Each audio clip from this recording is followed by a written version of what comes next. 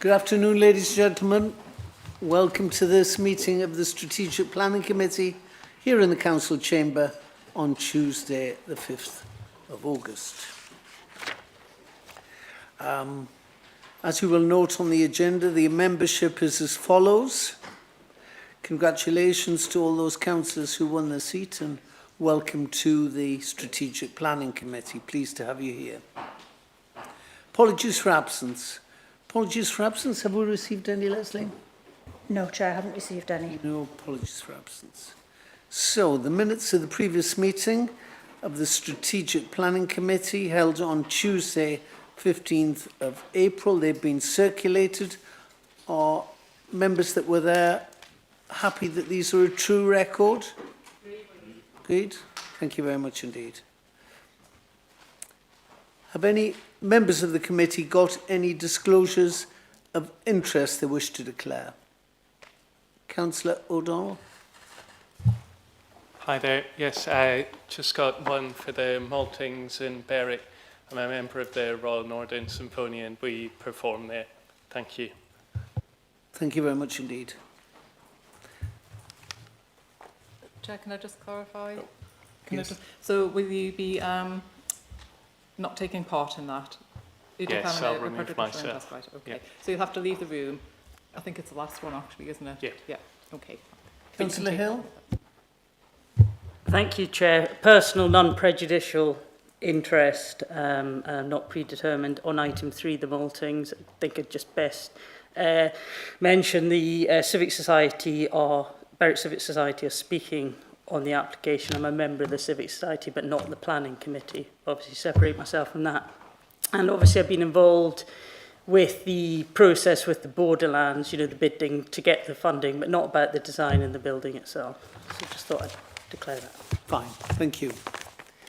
So, ladies and gentlemen of the committee, I'm just going to roughly go through the procedure that we carry out when we consider a planning application. As chair, I introduce the application. I'm asking you if you've seen any site visit videos, take any questions. Then I ask the planning officer to present his report, give you any updates, any changes to the recommendations.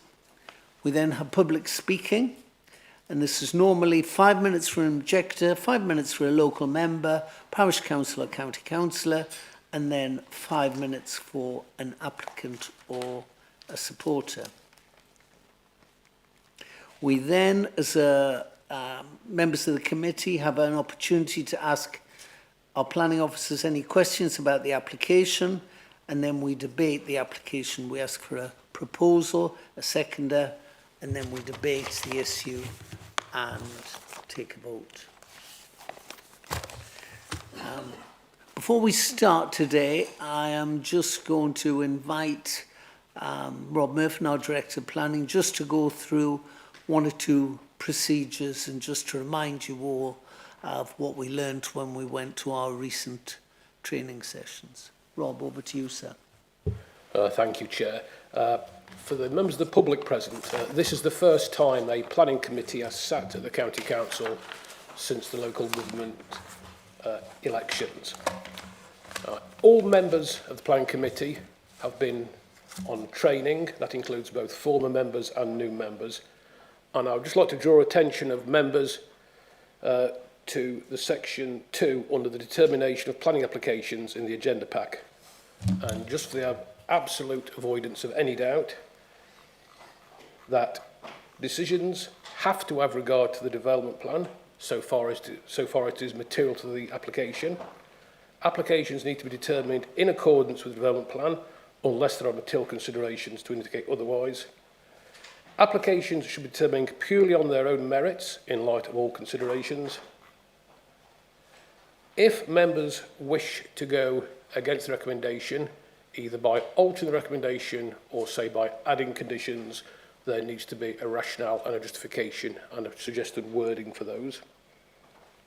I'd also add, again, to reinforce an issue I came up with in the training repeatedly, is about the role of statutory consultees on planning applications, in that statutory consultees are able to support or object to planning applications.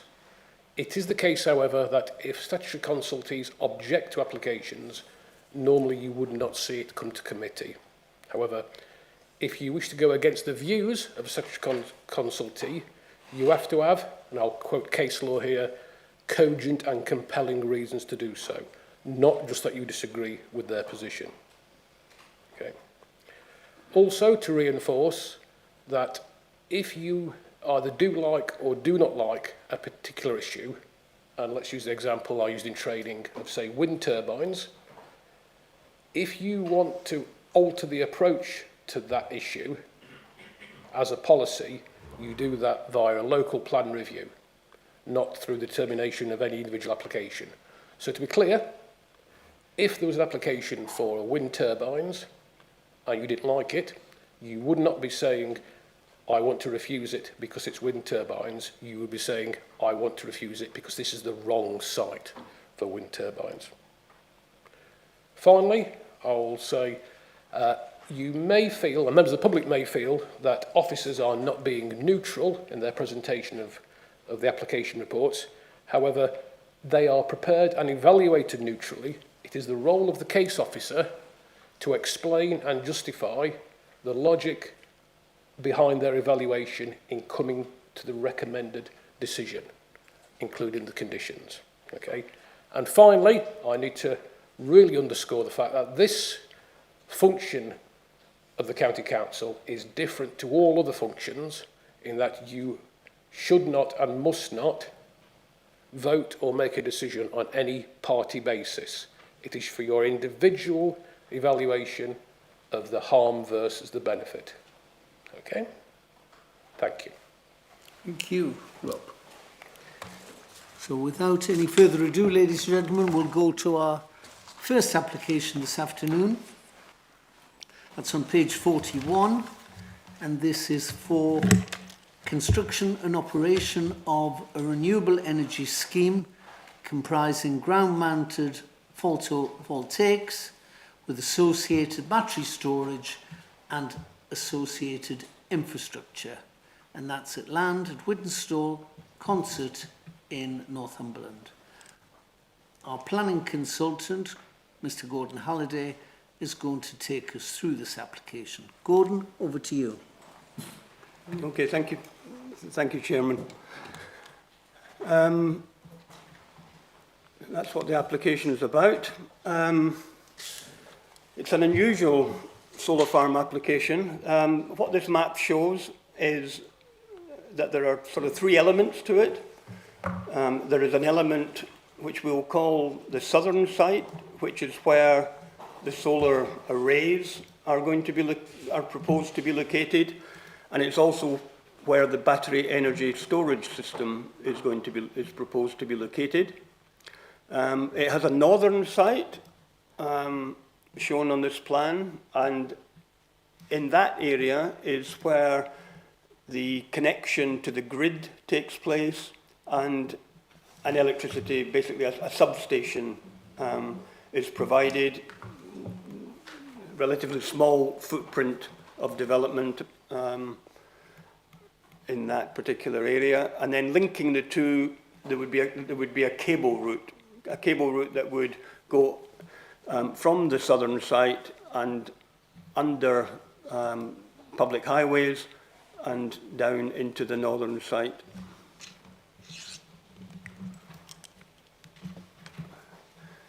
So these two sites together are over 110 hectares. The southern site is 91 hectares. Currently it's agricultural land restored from former open cast coal working, and currently it's a mix of arable and pastoral farming separated by coniferous woodland blocks, hedgerows and fencing. It's located southwest of Whittenstall. Something like 60 hectares of this would be built development, the sort of rest of it being environmental enhancements, standoffs from roads, etc., etc. The northern site is 8.25 hectares in total, It's in pastoral use, located north of the Lynn Burn, about a kilometre south of Stocksfield, about 1.5 kilometres northwest of Whittenstall. The site, as members saw this morning that were on the site visit, is quite steeply sloping, so it would be levelled. A new substation compound would be provided to link into the existing overhead pylons that run across that land. So the built element, as I've said, is relatively small. Of that 8.25 hectares, only about 0.5 hectares is actually built development, the sort of rest being the access road, track, some woodland planting to screen the development eventually, and various drainage basins. Just another plan showing that. You can see that the southern site comprises a series of fields with, in green, these coniferous belts subdividing them, linking into that northern site. So the main elements, it would provide a capacity of 43.5 megawatts.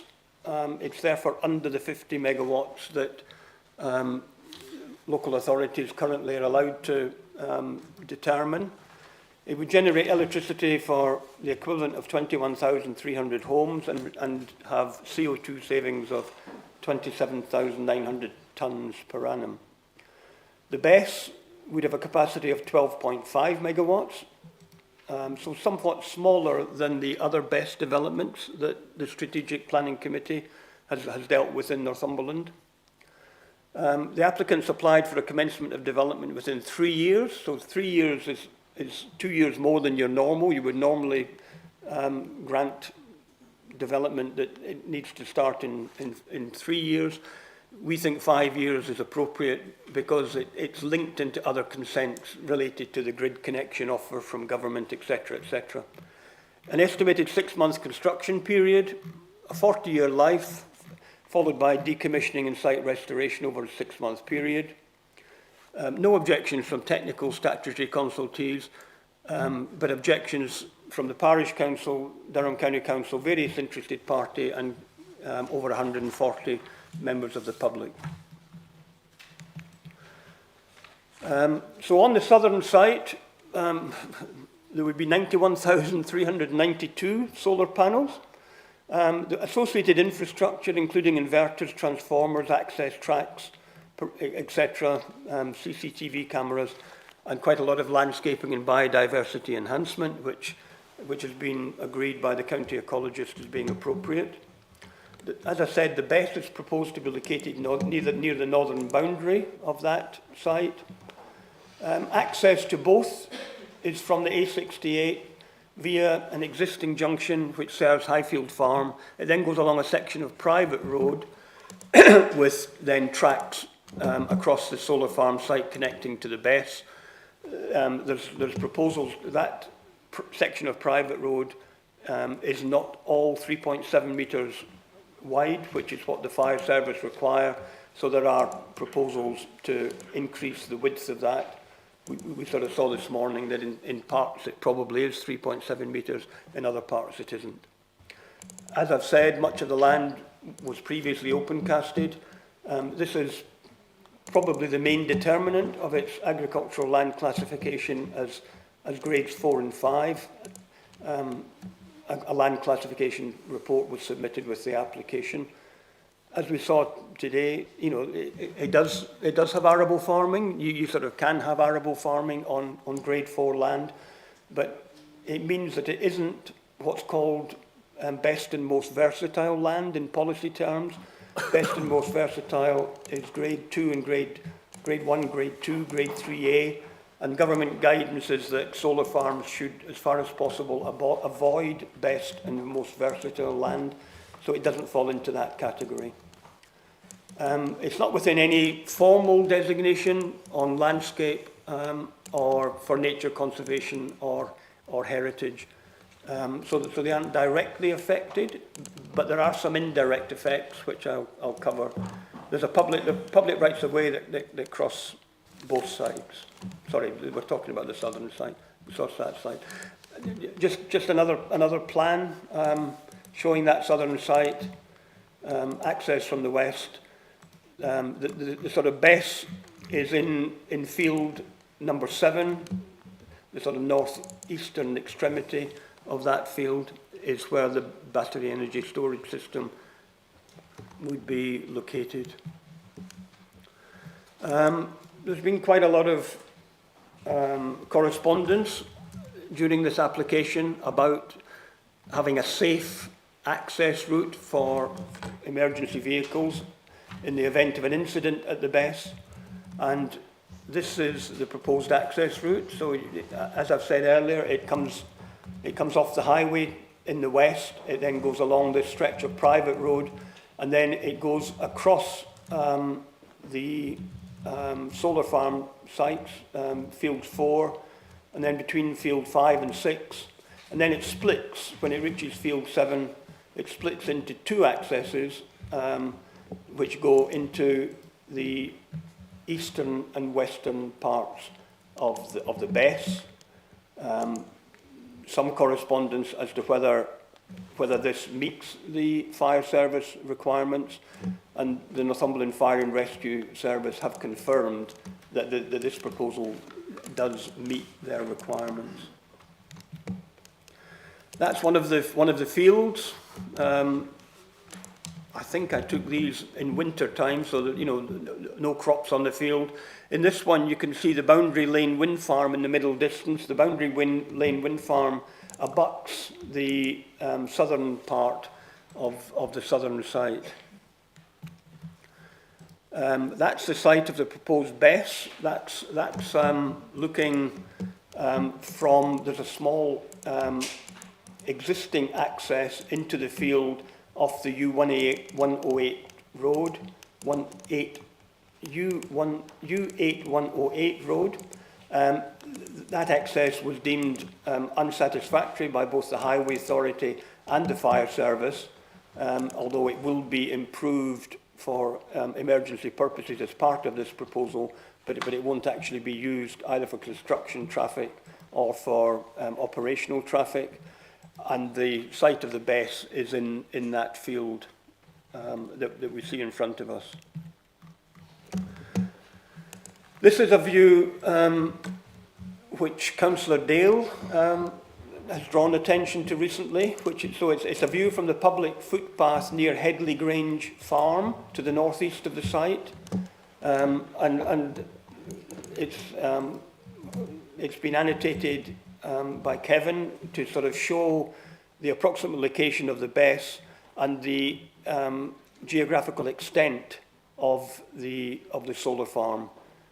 You can see the Boundary Lane wind turbines, the 3 wind turbines on the eastern part of that photograph, and then just in front of that would be the extent of the solar farm. A site that the committee visited today from the south of the site, from Ebchester in County Durham, again annotated to show the Boundary Lane wind farm, some of the fields, number 7 to 10, 11 to 12, the Kiln Pit wind farm in the west, and again the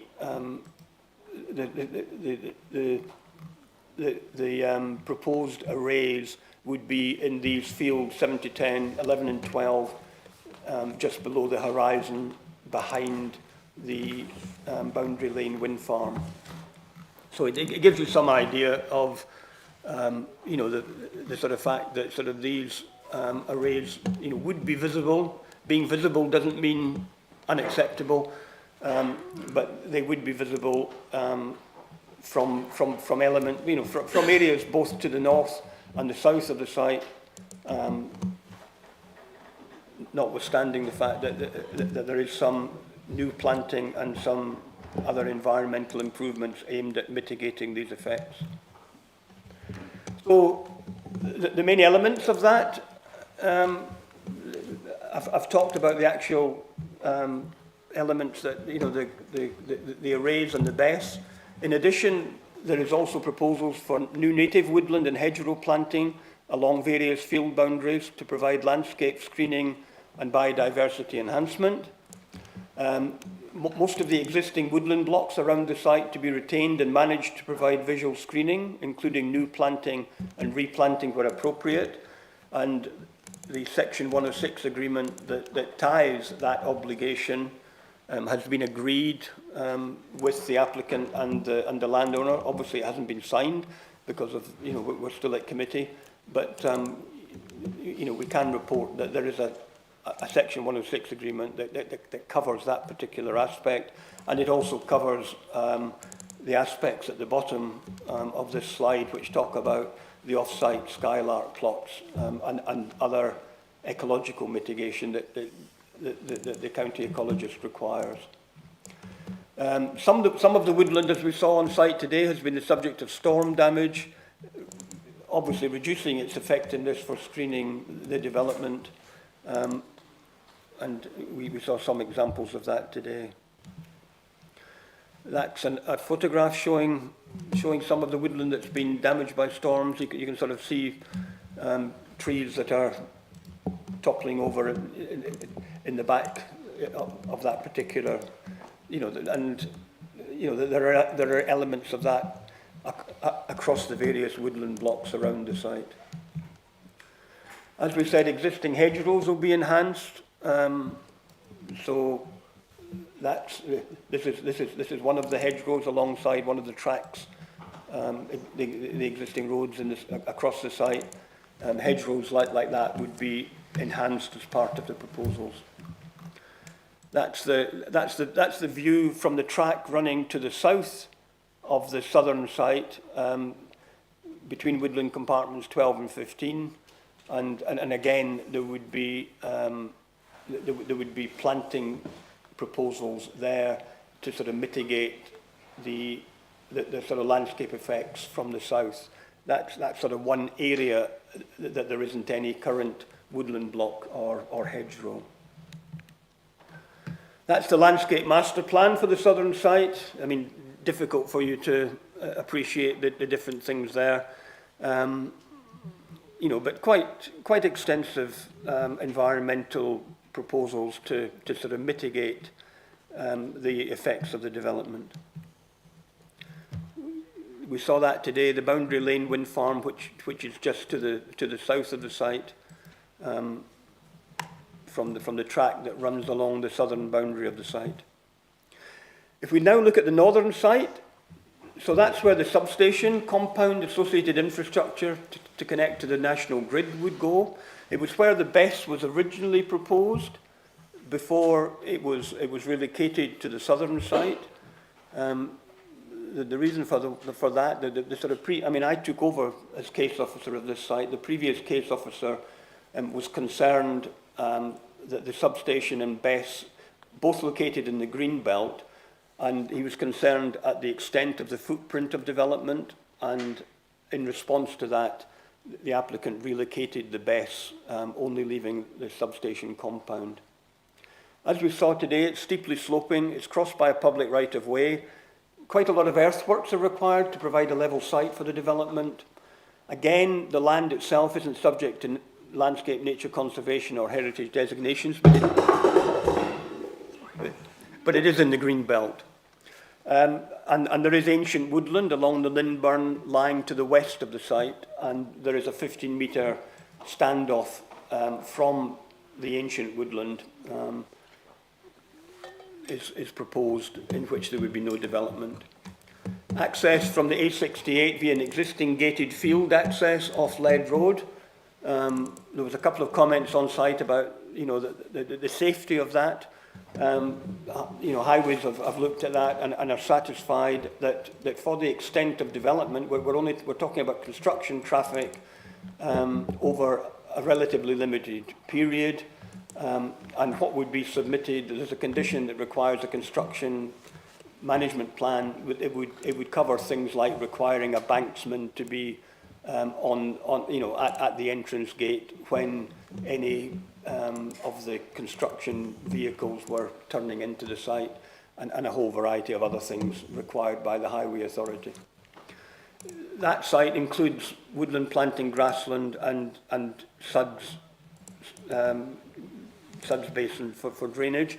That's the landscape master plan. As I said earlier, a relatively small footprint of development, only about half a hectare, and then some woodland planting around it, which would eventually mature and screen it, an access track running along, and then the sort of various drainage features between the site and the ancient woodland and the Lynn Burn. That's the site. That's what it looks like on the ground.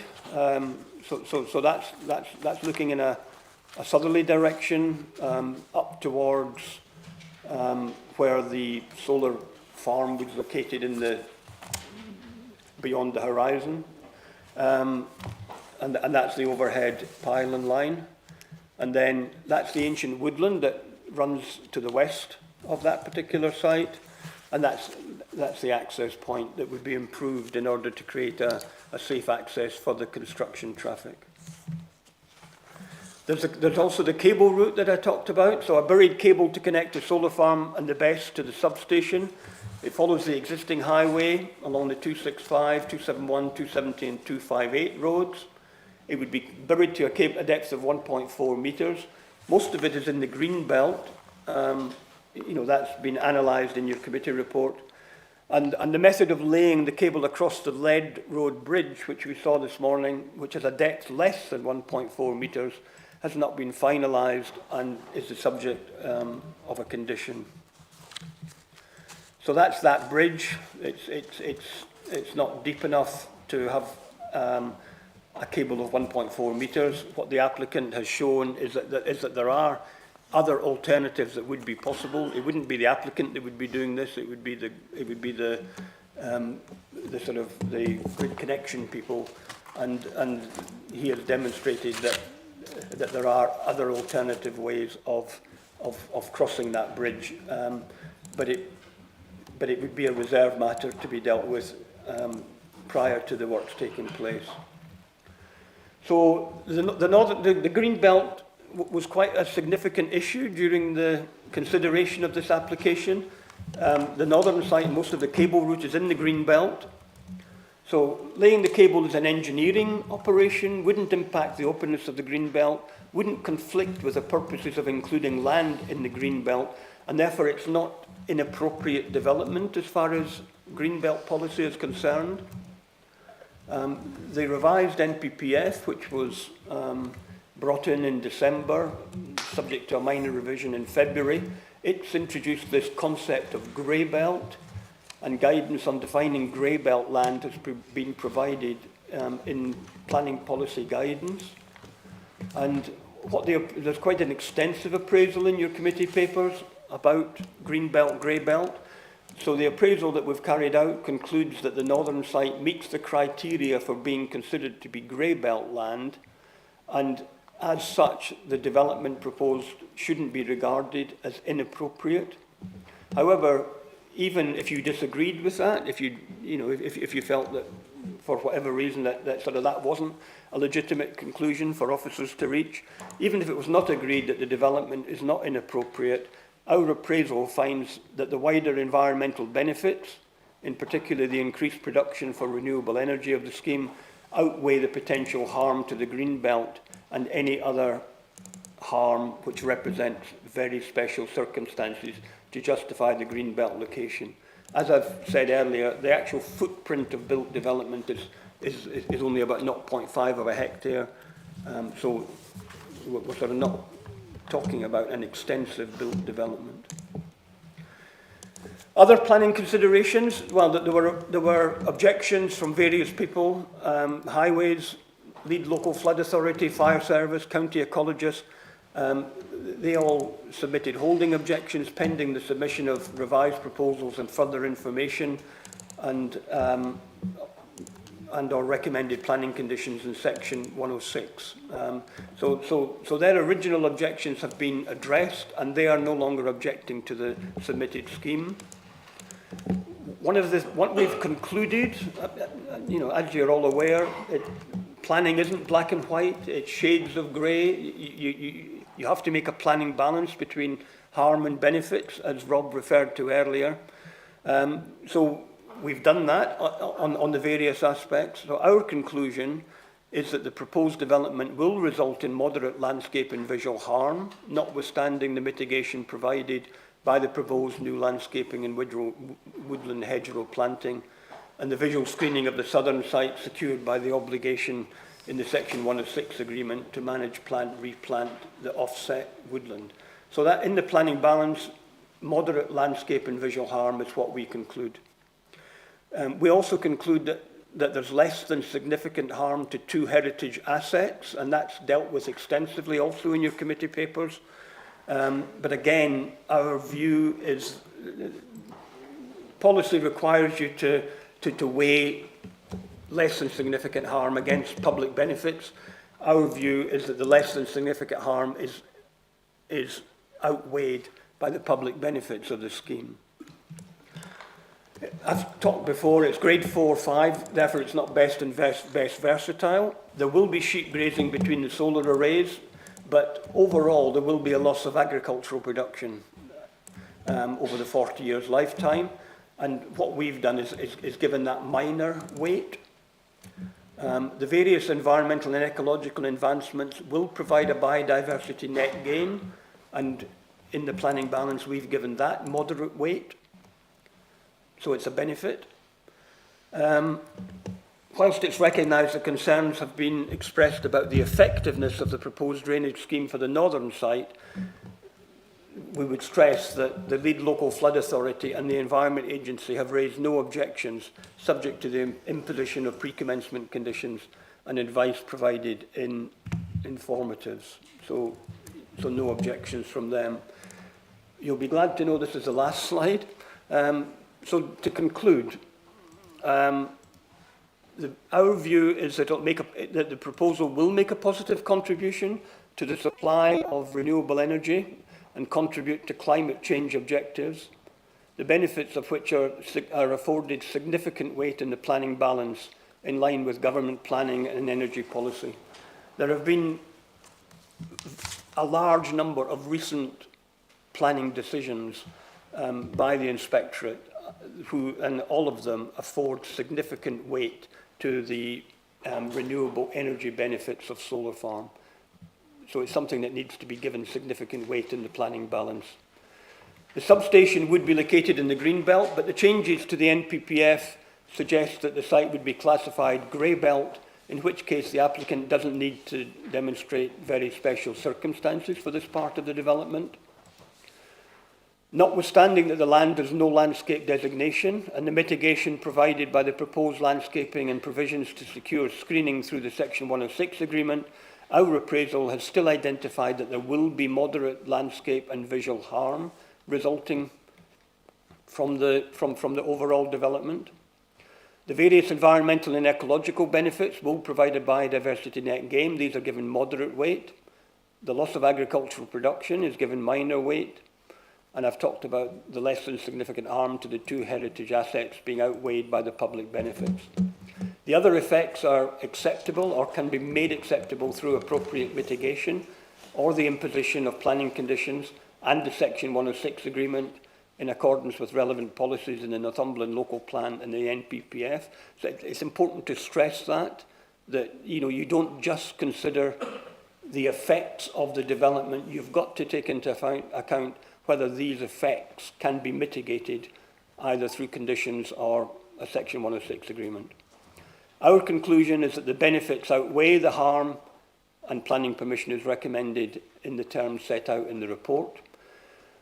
There is one further thing which I should have added at the beginning, that there's an addendum report which deals with a couple of changes to conditions number 17 and 20, changes that have been recommended by our Highways Development Management team. and these are set out in the addendum report, relatively minor changes.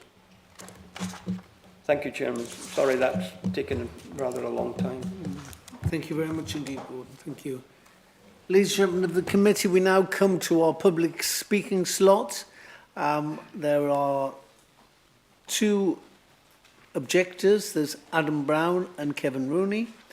Under local members, parish councillors, county councillors, we have Colin Horncastle, Councillor Anne Dale, Councillor Christine Jewett, and then speaking in support of the application, we have Andrew Mott. Could I invite Adam Brown to speak for no more than 10 minutes, sir? Sorry, 5 minutes. 5? Adam Brown's having 5 minutes. Oh, and Kevin sorry. Rooney's having 5. Yeah, 5 each. Sorry. 5 minutes, Mr. Brown. On your site visit, you have seen for yourselves how ludicrous both sites are and the poor judgment that has led to their selection. The solar and best are on an exposed hillside sandwiched between two wind farms, visible from across Northumberland and County Durham. The grid connection infrastructure proposed within the green belt is on a steep slope directly above an ancient woodland, a designated irreplaceable habitat. The developer has inflicted 3 years of trial and error on our community, yet numerous major issues remain, mostly conditioned by a subservient planning department, many completely undeliverable.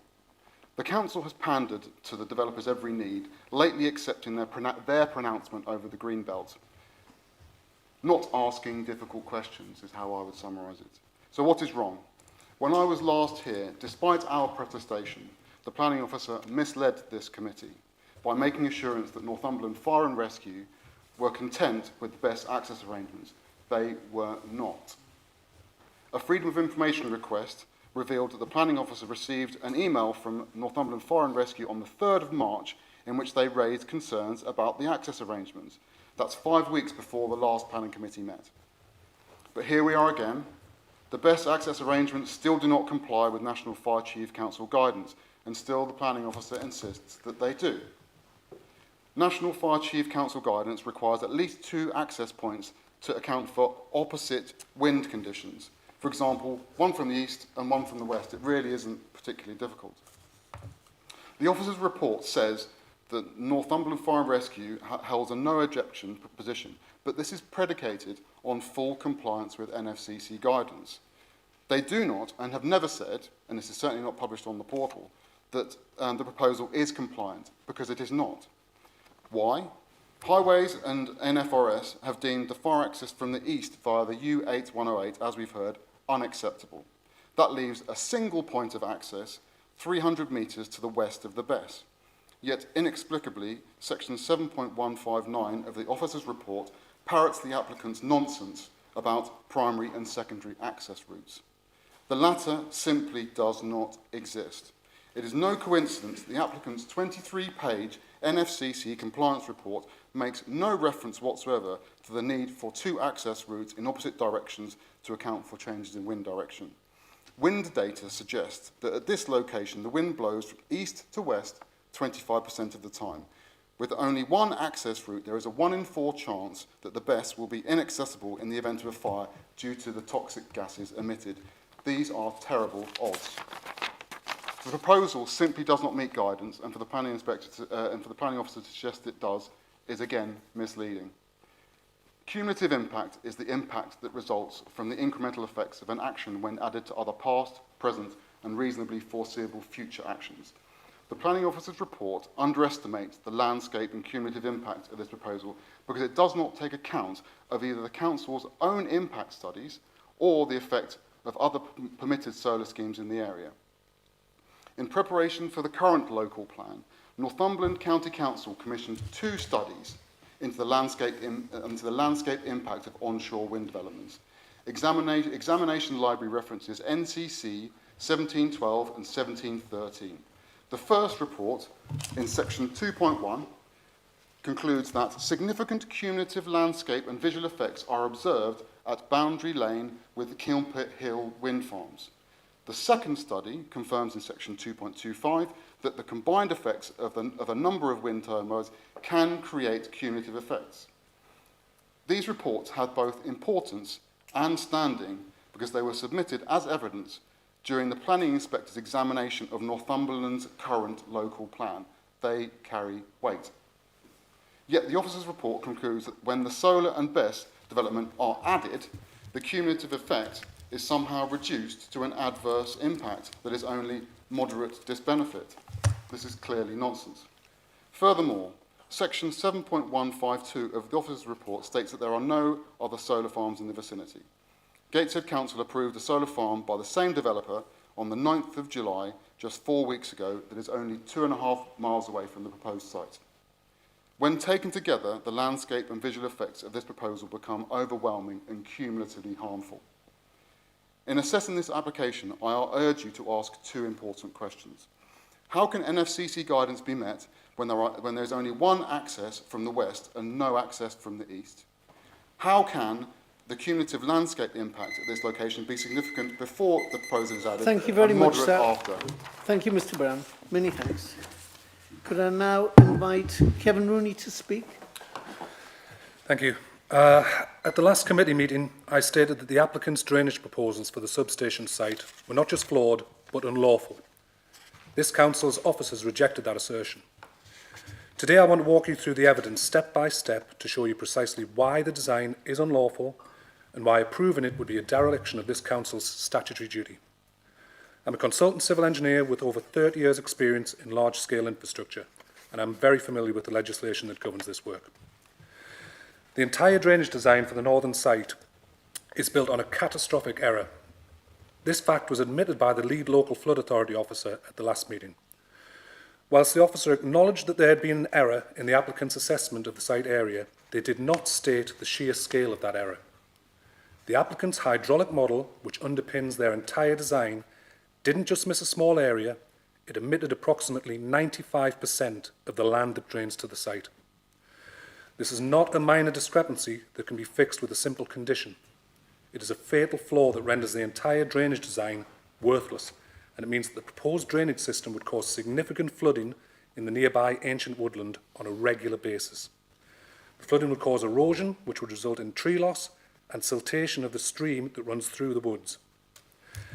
It leads to clear and direct breaches of three key environmental laws. First, the Flood and Water Management Act 2010, sections 21 and 27. This places a responsibility on the council to prevent flooding. Second, the Land Drainage Act 1991, section 23. This deals with obstructions to streams or rivers. And third, the Water Environmental Regulations 2017, Regulation 13. This exists to prevent deterioration of rivers and streams. The siltation from the failed outfall will cause direct harm to the Lynn Burn and the ecosystem of the adjacent woodland. This is the very deterioration that the law is designed to prevent. These breaches will be the focus of the appeal if this scheme is approved today. In addition to the flooding at the pond, the planned outfall cannot be constructed correctly without significant works adjacent to the ancient woodland. The developer has deferred the design of the outfall because they are trapped between the physical constraints of the steep slope and the legal protection of the 15-metre ancient woodland buffer zone. There is no space to build the necessary scour protection to handle the true volume of water. The planners hope to gloss over this omission by applying a pre-commencement condition, but they are asking for the impossible, so the condition is unenforceable. The LLFA officer previously tried to suggest that these flaws don't matter because the sloping field already drains to the stream and the new scheme simply mimics this existing arrangement. This is entirely misleading. The current natural arrangement, a slow overland sheet flow spread diffusely over a 400-metre length of field. The proposed scheme captures all of that water and concentrates it into a single point of discharge onto a steep clay bank. To suggest these two scenarios are the same is to ignore basic facts. This concentration of flow is precisely what creates the erosion risk and leads to the breaches of the regulations I've outlined. These are not minor technicalities. These laws exist to protect our environment from exactly this kind of foreseeable harm, and they aren't to be brushed aside to suit a developer's delivery schedule. It's not surprising that a London-based venture capital firm is happy to break environmental protection regulations in rural Northumberland. The real disappointment comes when you learn that the council is happy to turn a blind eye. The planning officers have worked very hard to present the case for the developer. Severe negative impacts are described as moderate. When problems can't be mitigated, we're told repeatedly that the benefits outweigh the harm. If all of that fails, committee members are being told that if they refuse this application, it will be overturned at appeal. All of these tactics are needed because this is a desperately flawed application. So who is right about this, me or the council? Ask the question, has the council calculated the impact of the error that they were forced to admit at the last meeting? Why did they rush to apply a series of additional sticking plaster conditions after I made them aware of the problem? The reality is they know there's a problem, but still don't comprehend the scale of it. Otherwise, they would have insisted the developer submits a drainage strategy that actually works. The developer has had 3 years to try and work this out and failed.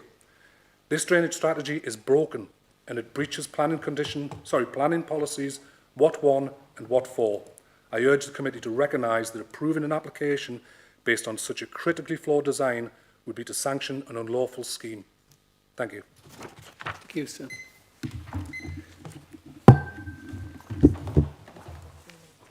Yeah.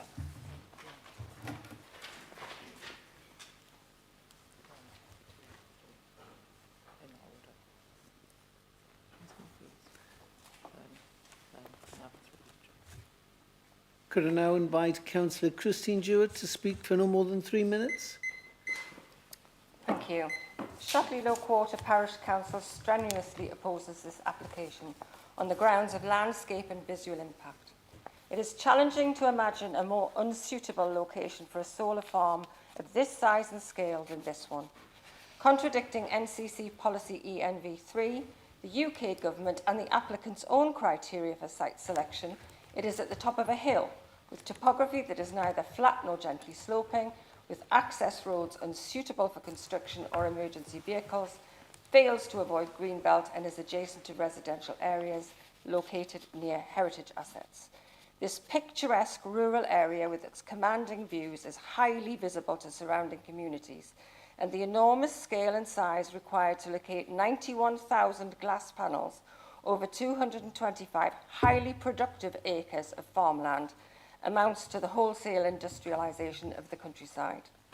The applicant's woodland management statement relies on existing screening, which is severely compromised or absent due to ageing and storm damage, making Section 106 unsuitable mitigation. Felling licences will remove large sections and replanting will fail to mature during the development's lifetime. The officer's report concludes the development will have an adverse impact on the landscape character, and while the applicant and planning officer's report may assert otherwise, mitigation measures will not lessen the impact, as this site cannot be effectively screened. This application is more unsafe than the first one, with the best site being only 350 metres from Whittenstall village, with access for emergency vehicles along roads which do not comply with NFCC guidelines. As regards the green belt, major works required at the proposed substation site will do significant harm to the green belt. The applicant asserts this land is now grey belt, and the council agrees. It appears no formal assessment as per protocol to review green belt boundaries has been undertaken, and therefore this assertion is unlawful. The adjacency of ancient woodland to this site and the certainty of significant harm to this irreplaceable habitat from flooding consequent upon a seriously flawed drainage solution, this land, as per the NPPF, may not be redefined as grey belt. Since October 22, our community has lived under threat. Unmitigated loss of landscape and amenity, loss of safety, increased crime and incursion by organised crime gangs.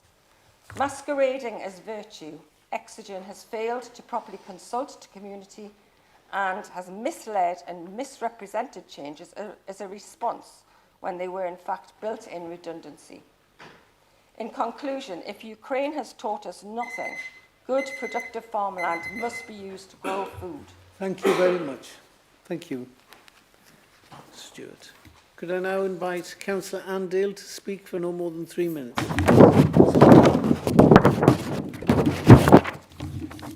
Thank you. Thank you. The application for the substation and connection point to the grid is situated in the green belt, which surrounds the settlement of Appledean. It's an important piece of green belt, as it also maintains the distinctive settlement boundaries between Utley Dean and the neighbouring village settlement of New Ridley Village. It's on greenfield land which is in agricultural use, and adjacent to the site is the highly valued ancient woodland and also Roman scheduled monuments. This is not previously developed land and is not defined as green belt in the local plan. Government policy states that grey belt does not include land that benefits from strong environmental protections or planning restrictions when national policies provide a clear reason for restricting development. These reasons include scheduled monuments and ancient woodland. There is no yet agreed connection to the actual to the grid. Paragraph 2, 7.82 of the report recognises the application sites will have an adverse impact on the landscape character and visual amenity and is contrary to relevant policies. Paragraph 7.12 states that planning authorities must consider cumulative impacts. There are already 2 wind turbine farms surrounding the village which have an adverse impact on the landscape character and visual amenity of the area, with another solar farm at Chockwell to the northeast approved. This is 270 acres of the most glorious piece of South Northumberland. There are going to be 91,000 panels built on that beautiful landscape. This application will impact and truly create a cumulative harmful environment, not just for a couple of years, but over 40 years to this area. This is harm over a long period, which is unacceptable. We can refuse this application on cumulative impact and harm. This has already happened 3 times this year. The Planning Inspectorate and High Court have already this year upheld 3 planning applications for solar farms which were refused on grounds of cumulative impact and harm over a long period. Harm to landscape and visual effects. The harm to the landscape was judged to be too great and was not outweighed by the benefits of renewable energy generation. The 270 acres and the 91,000 panels will just provide benefit to the production of solar electricity for only 21,000 houses. You've been to the site today, councillors. You've seen the wonderful area. You can imagine the impact, the cumulative impact this will have on the village and the surrounding area. Thank you.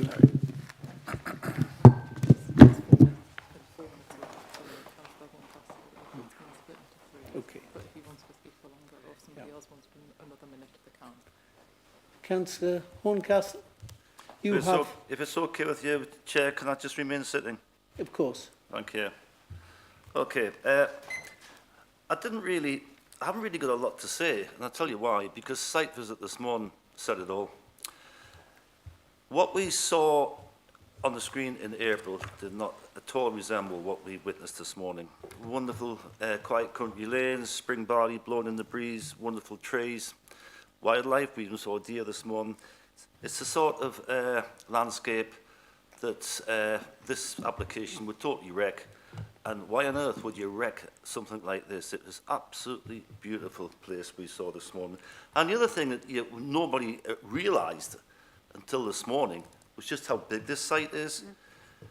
Those of you that were there realise how big it is, because it took 3 stops on a minibus to get round the southern site. That's how big this site was. It was absolutely massive. It's got to be for 91,000 panels. So the starting point with planning, does the benefits outweigh the harm? Well, those of you on the site visit this morning, can you think of any benefits you saw to that area this morning, or the people who live in that area, or the people who live over the border in Durham in the larger village of Ebchester, who will have these peering down at them? I saw no benefits at all, only harm. So I think we all agree with renewable energy, but we can't just have renewable energy at any price. I mean, what we saw this morning, this application is just purely wanton destruction of a rural paradise. We've heard from an expert about the drainage problems. and I've mentioned to council officers in the past, we've got plenty of time to have a look at these behind the scenes before this came back to committee. Nobody seems interested. And yet a specialist has explained to me properly, shown me on site what the problem is. I understand it because I've got a drainage background. And yet nobody seemed, and I watched officers' faces when he was reading that out. There were some very puzzled and worried faces up there because you've totally ignored that there's a serious problem with the drainage on the northern side. And also the Suds Basin, it's only a fifth of the size it should be, according to industry standards, a fifth. To get it to the right size, you'd have to excavate 4,500 lorry loads of clay to make it the right size. So you want to get out there and have a look properly. Durham County Council objected. You know, this isn't just lady down the street objecting because she doesn't want something to happen, you know, the old-fashioned NIMBY. This is the local authority objected. And that objection came in before the election. Strong objection because they're going to have these 91,000 panels peering onto their citizens. The 106, this is a bit of a joke. 25 grand, 106. It wasn't long ago that Yes. no, that's There is a spare yes. minute in your slot, so do you want to continue? It wasn't long ago, another application in that parish, half a mile down the road, had to pay 1.2 million Section 106 money. 1.2 million. And that was after they cleared the contaminated site. Anyway, Greybelt. A developer or the report author can't just conjure up Greybelt because I checked with the government website last night. And the only time you can get grey belt is with a clearly defined boundary, and that's after we revise have a good look at the green belt in our local plan updates. So that hasn't happened. So don't be put off seeking to refuse this, because officers will tell you, oh, you can't refuse this on grounds. But Councillor Dale has just come up with 3 examples. Well, there was 3 examples. I've got them on my phone here that were on visual impact. So on the cumulative impact, Durham says 1.5 miles of industrial landscape. And you saw it this morning, this huge site across the hillside. Absolutely terrible. Past this, and you've opened the floodgates for everywhere else in Northumberland, because this is a badly put together application. Thank you, Councillor Horncastle. Ladies and gentlemen of the committee, have you any questions you would... Oh, sorry. I'm forgetting the supporter. You've got 10 minutes as well, sir. Good afternoon, Over Chair, to you. Councillors. Thank you again for this opportunity to speak. My name is Andrew Mott, Head of Planning at Exogen, so the applicant seeking planning permission for Highfield Energy Park. Before I begin, I would like to thank the Council, its officers and all the other stakeholders for their input and engagement in the application. Planning applications such as this are complex and are inevitably an iterative process, and following a lot of feedback, the application comes before you with a recommendation for approval. Last year, England's last coal-fired power station stopped generating, so the need to fight climate change, reduce carbon emissions and create a green economy for future generations is urgent and imperative. There is clear recognition at both the national and international level of this urgency, and energy must be sought from cheap, low-carbon sources. The government's recent Clean Power 2030 Action Plan sets an ambitious national solar power generation target of 47 gigawatts by 2030. That's 2.5 times increase from the current installed capacity in just 5 years. Northumberland County Council have declared a climate emergency, providing a strong and meaningful commitment to tackle climate change. It's clear that projects like this are critically needed to realise this change, and needed quickly. As alluded to in the officer's report, each year alone the solar farm will deliver back onto the grid the equivalent electricity consumption of more than 21,000 homes. There can be no doubt that this application delivers on the principle of sustainable development that's placed at the heart of the planning system in trying to combat the multiple threats of climate change, energy security and to biodiversity. Alongside producing cheap, clean, domestic energy, reducing our reliance on expensive and volatile fossil fuels, this project delivers a biodiversity net gain of over 78%. Our application has justified the location of the substation in the green belt, the compound occupying just half a hectare. The compound occupies just half a hectare, so effects on the green belt have been kept to a minimum, The solar farm and battery storage area are purposefully outside of the green belt and outside of any other landscape, heritage or ecological designations, and in the only viable location for the point of connection to the grid. The recent changes through the MPPF introduced the concept of grey belt. It's both our assessment and that of the Council's planning department that the substation site falls under this category. However, even if councillors disagree, the application has clearly set out the very special circumstances that demonstrate that the development of the substation is acceptable. The agricultural land classification for the site is grade 4, so not best and most versatile, and the solar farm site is on a former open cast coal mine, which benefits from mature evergreen woodland screening, very similar to other solar farm applications approved by the council in the past.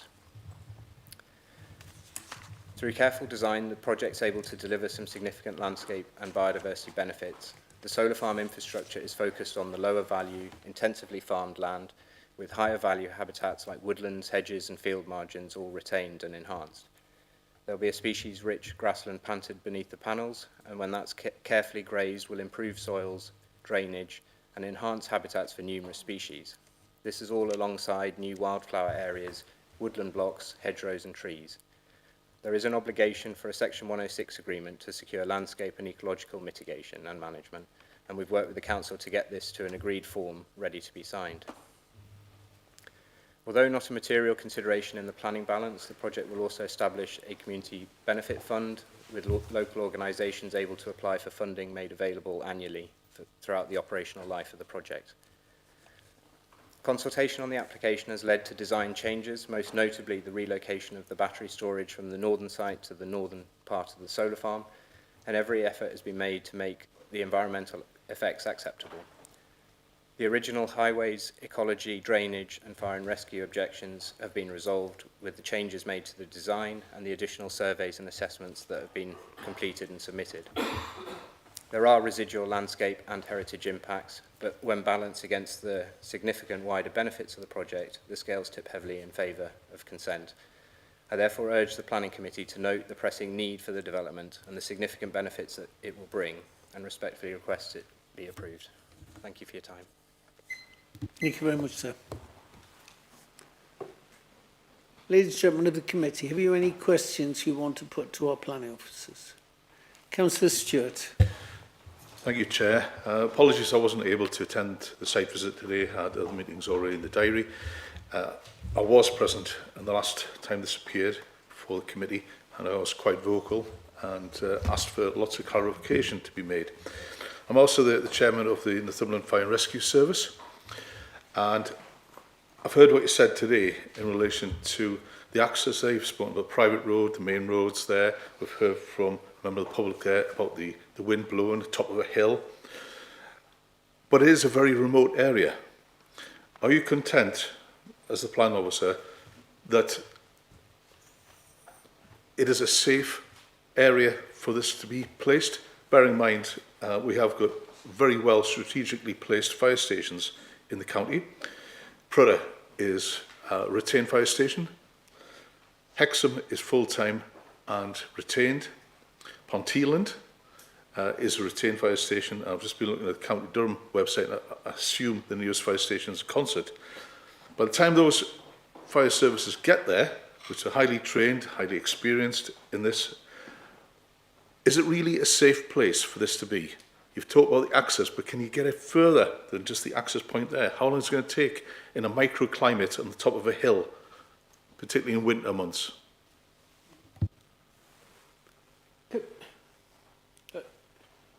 Chair, could I just make a comment before I ask the case officer to come in on that one? I can see where you're coming from in terms of your concerns. However, I would advise caution in that I think it's reasonable to look at the localised highway conditions, but what you're arguing effectively for would be an embargo for anything which could catch fire, which is a long distance away from a fire station. And that's not really what we're here to discuss. I think what I'll ask the case officer to respond to is the issue of the current position as we sit here today of the fire service in relation to this planning application. But distance, I think, is a difficult one to argue as a reason for refusal, okay, in itself. Okay. Sorry, I'll disagree with that. We have got a remote county here, and the distance the firefighters got to travel would be different. We have had a plan application in the Cromlin area. We've got great resources across there, far quicker to get there. This is completely Yeah, I would just add, and as a point of logic here, that would then apply to us not approving any other forms of development, including residential development in remote areas, because of the travel distance for fire services. Well, the formal position of the fire service is that they're not objecting to this proposal. They consider that the proposals as now presented to you, which includes the road widening to 3.7 metres, the access tracks across the BESS, the split in the access to provide 2 access points into the BESS, they consider that that now meets their guidance, and they are not objecting to it. Okay. Thank you. If I may, Chair, just to follow up on that, they're not objecting to that because that was the point which was put to them, as it was raised at the last meeting, about the access points there. Would you like to expand a little bit more about the distance they've got to travel before they get this great new access point? In reality, you know, what sort of state, if there was a major fire there, or even a small fire, next to the ancient woodland, on top of a hill, with the wind blowing there in winter months, what sort of damage could be caused? And we've heard about the chemicals travelling across near to a residential area. Have the Fire and Rescue Service given their... they're not objecting, was that not objecting to the access point or further afield? Have they taken that into consideration in their report? No, the fire, I mean, what's been submitted with the application is a fire compliance report, which goes through each of the considerations in the National Fire Service, National Fire Chiefs Council guidance, which isn't just, you know, access is only one part of that. So it covers distance from properties. It covers a whole variety of specialist issues.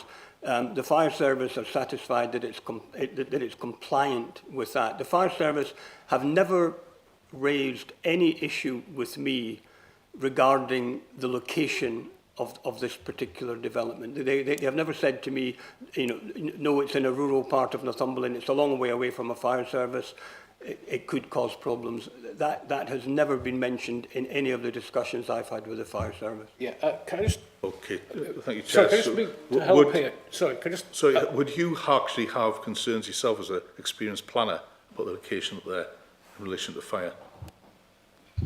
I mean, I'm you know, I am content that given the technical specialist advice that I've provided with, that everything is being done to make this a safe development. I mean, all these, yes, battery energy storage systems, there sort of are examples in this country where they have caught fire.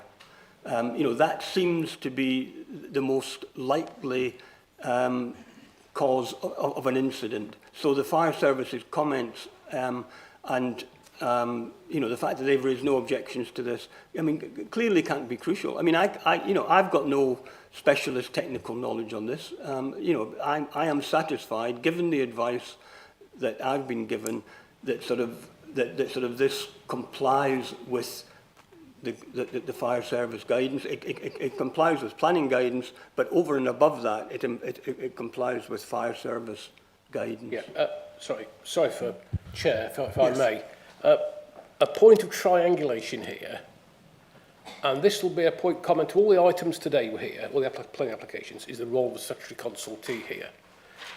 As I said in my introduction, statutory consultees have the ability to object to planning applications, and indeed I understand that the fire service has objected to other battery storage schemes in the county, and so it has clearly gone through a process of choosing to object to those, but not to this one. How they came to that evaluation is a matter for the fire service. Okay. Thank you. Thank you, Chair. Councillor Ball. Thank you, Chair. Just with regards to some of the questions that have been raised around the drainage, it would be amiss of me not to ask about that. So can I have a reply to the comments that were made? Thank you. I'll answer that, but if there's any particular questions, I might bring in our LLFA representative. Can I just make one thing clear? It was asserted by one of the speakers in opposition that the County Council has, I quoted, totally ignored the flood issue. What committees are not party to normally is the sheer amount of debate and discussion and provision of information to statutory consultees as part of the planning process. This has been looked at in detail. The points raised by objectors have also been looked at, and the conclusion of the statutory consultee is that it is acceptable, subject to conditions. Just for clarity again, and planning committee members will get used to me saying this over the next cycle of meetings, is that the LFA also object to sites that they do not think can be possibly drained in a satisfactory way. Okay? And I would say that a theme will be is that if we're going to place weight in circumstances where a statutory consultee says they are not happy with an issue, we should logically and rationally also place weight when they say it is acceptable. Thank you. Can I just ask for a very, very short comment from the LFA officer, just to confirm, in essence, the level of work that's been looked at in terms of the modelling work on this application? Yes. You just couldn't use a microphone.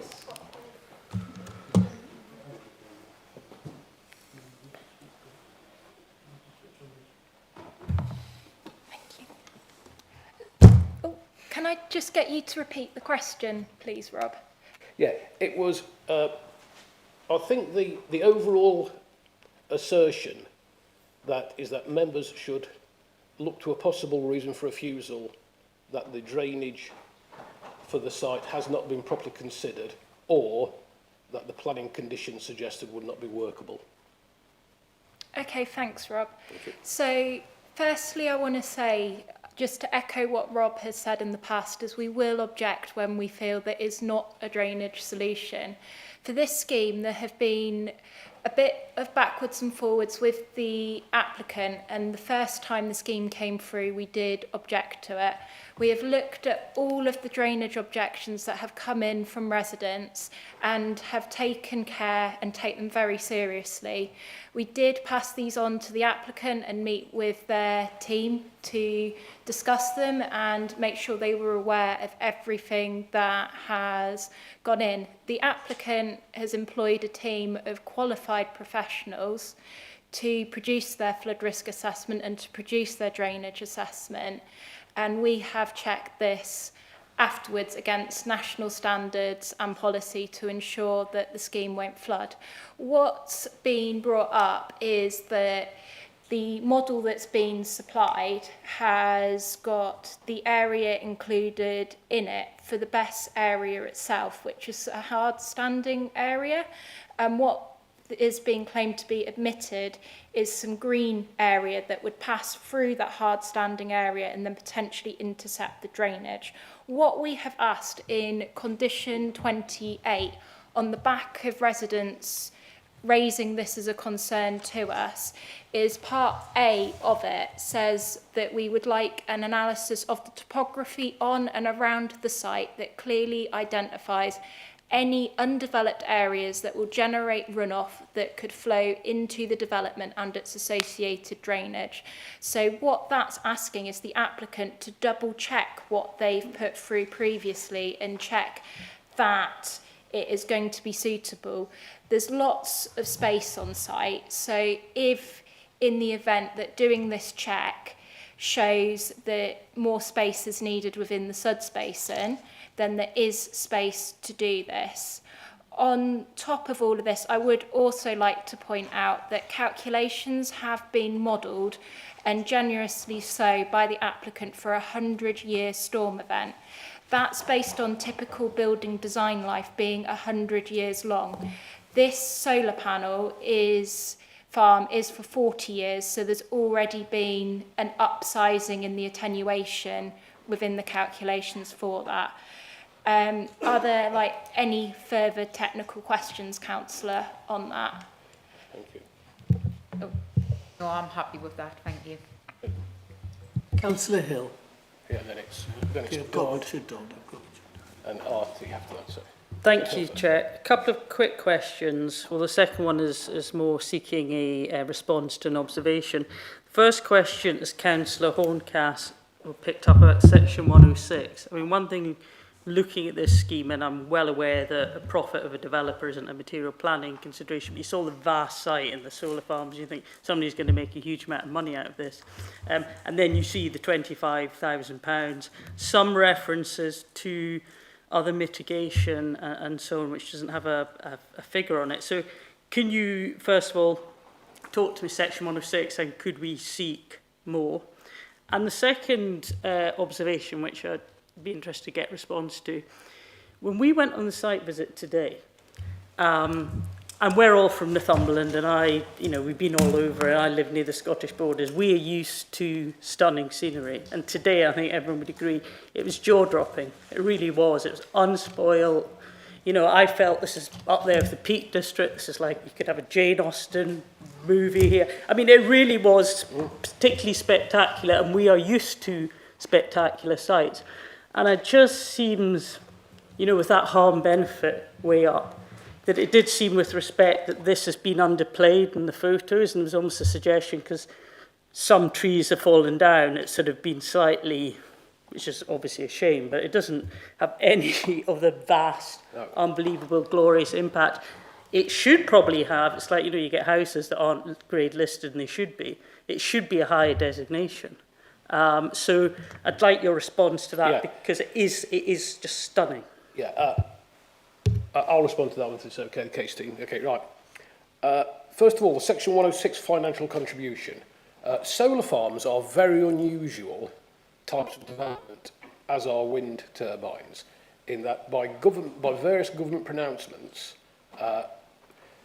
developers are encouraged almost not to follow the normal Section 106 process and effectively offer a community benefit rather than just, for example, with residential, it is a case of paying for the impact, say on school places.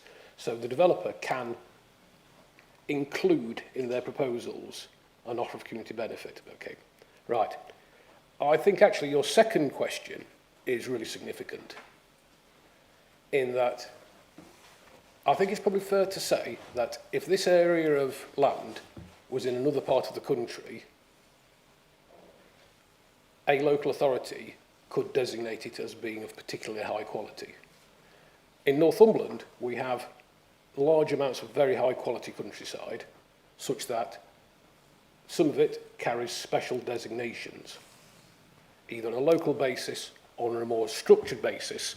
For example, on the Northumbrian coast, what used to be called the Area of Outstanding Natural Beauty is now called the National Landscaping Issue. Okay.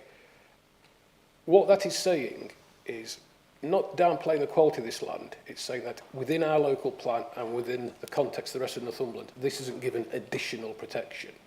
Okay. I think the report, and to be fair to the case officer here, the report does not hide in any way the landscape impact.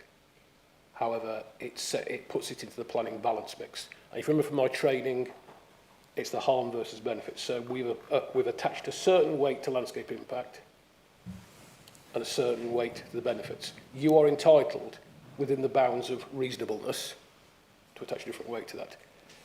Can I just make one point clear, just for the members in the room?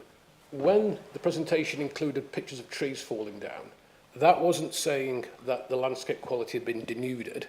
That was saying that the potential ability of trees to screen the site may have been temporarily reduced, rather than it wasn't saying that the landscape itself had been devalued in terms of its quality. Okay, thank you.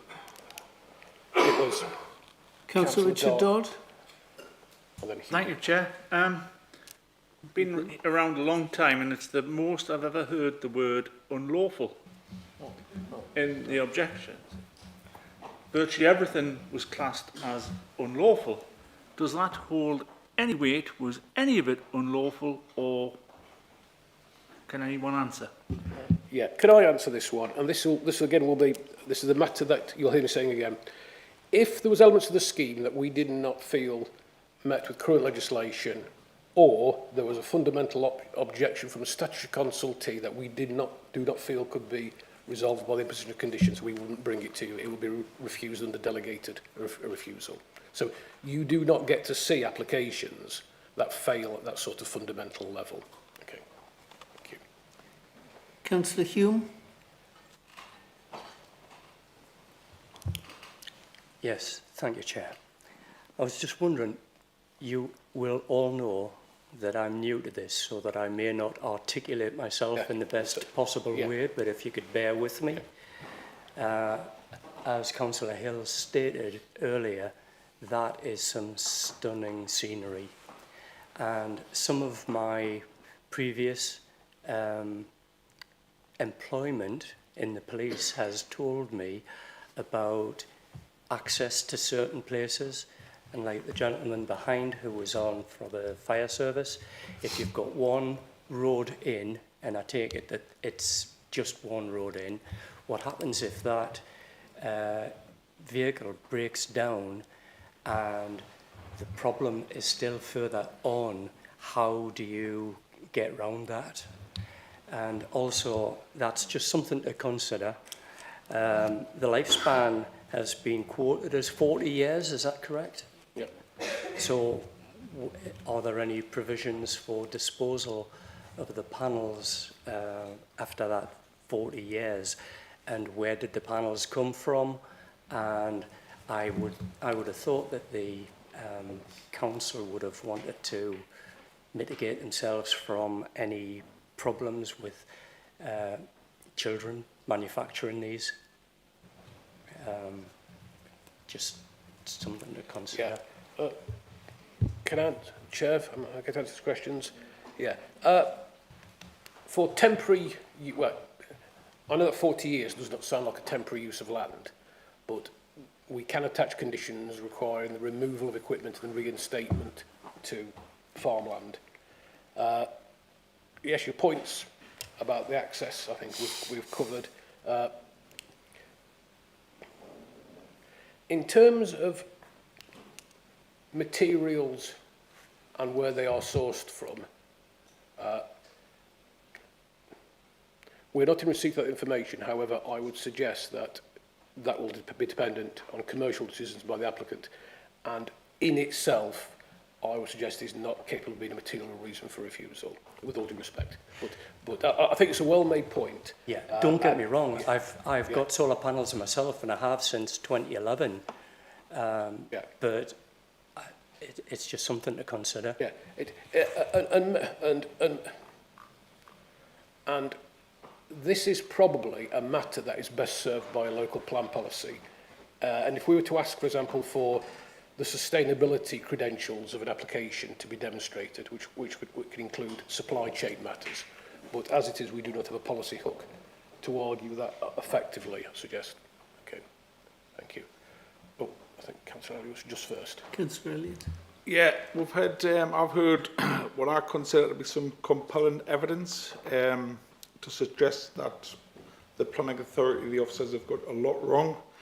Within particular, I side with the fellow member, the unlawful allegation being made, saying that is unlawful, and the possibility to fail to meet a lot of Northumberland County Council policies, national policy guidelines, but within particular the lead authority, the flood. I think the reliance is on expert flood advice, so I think there's a lot of compelling arguments being put, but what reliance do you place on the professional side of the drainage consultant? Because in my experience, professional drainage consultants have got it wrong previously in Northumberland County Council, and you seem to place a heavy reliance upon that. And the danger is, if it went wrong here, the argument put forward. So what reliance do you place on the professional? I'll answer that one, Chair. And this goes back to the point about the role of statutory consultees. The benefit that a statutory consultee has, over and above seeing one case in a planning committee environment, is that the statutory consultee sees numerous examples of drainage schemes being worked up And on that basis, they know what evidential sources to look for, what looks like robust modelling and what doesn't. The issue here is that I'll come back to the point again, if we are to place weight on refusing schemes the lead local flood authorities say are not appropriate and could cause a flooding risk, then by inference we need to place weight on when they have had ample time to look at it, have received the information they've requested, and come to a conclusion. Okay. This will be a common theme, and it applies to highway safety, it will apply to the Environment Agency, it will apply to any number of statutory consultees in the process. So the issue is that the statutory consultee is there to look at one element of the scheme, and they use their experience. And what I can say to you is allegations of unlawfulness actually are not borne out by experience here, in that all the schemes we have refused on the basis of the lead local flood authorities' requirements not being met, we have won 100% of those appeals. So therefore, that's the third-party triangulation I can give you. Okay. Thank you.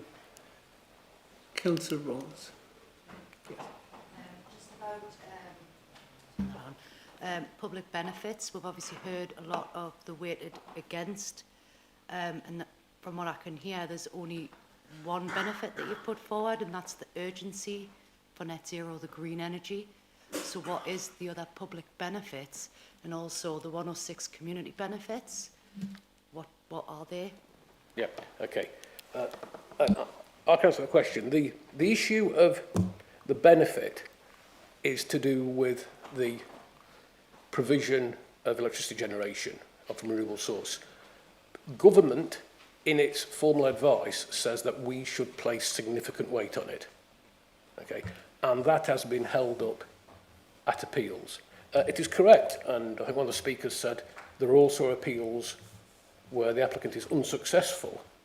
Okay, that is the case where as per the training, where the harm versus benefit equation has not worked. So what you will be saying, remember the balance. There's a starting point that renewable energy has significant weight attached to it for the balance of payments or whatever, or carbon reduction, whatever you want to look at it. Okay, that is a given in national policy.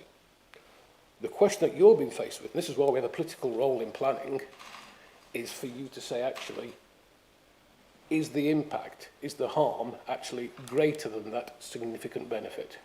The significant benefit is a given, unfortunately, okay?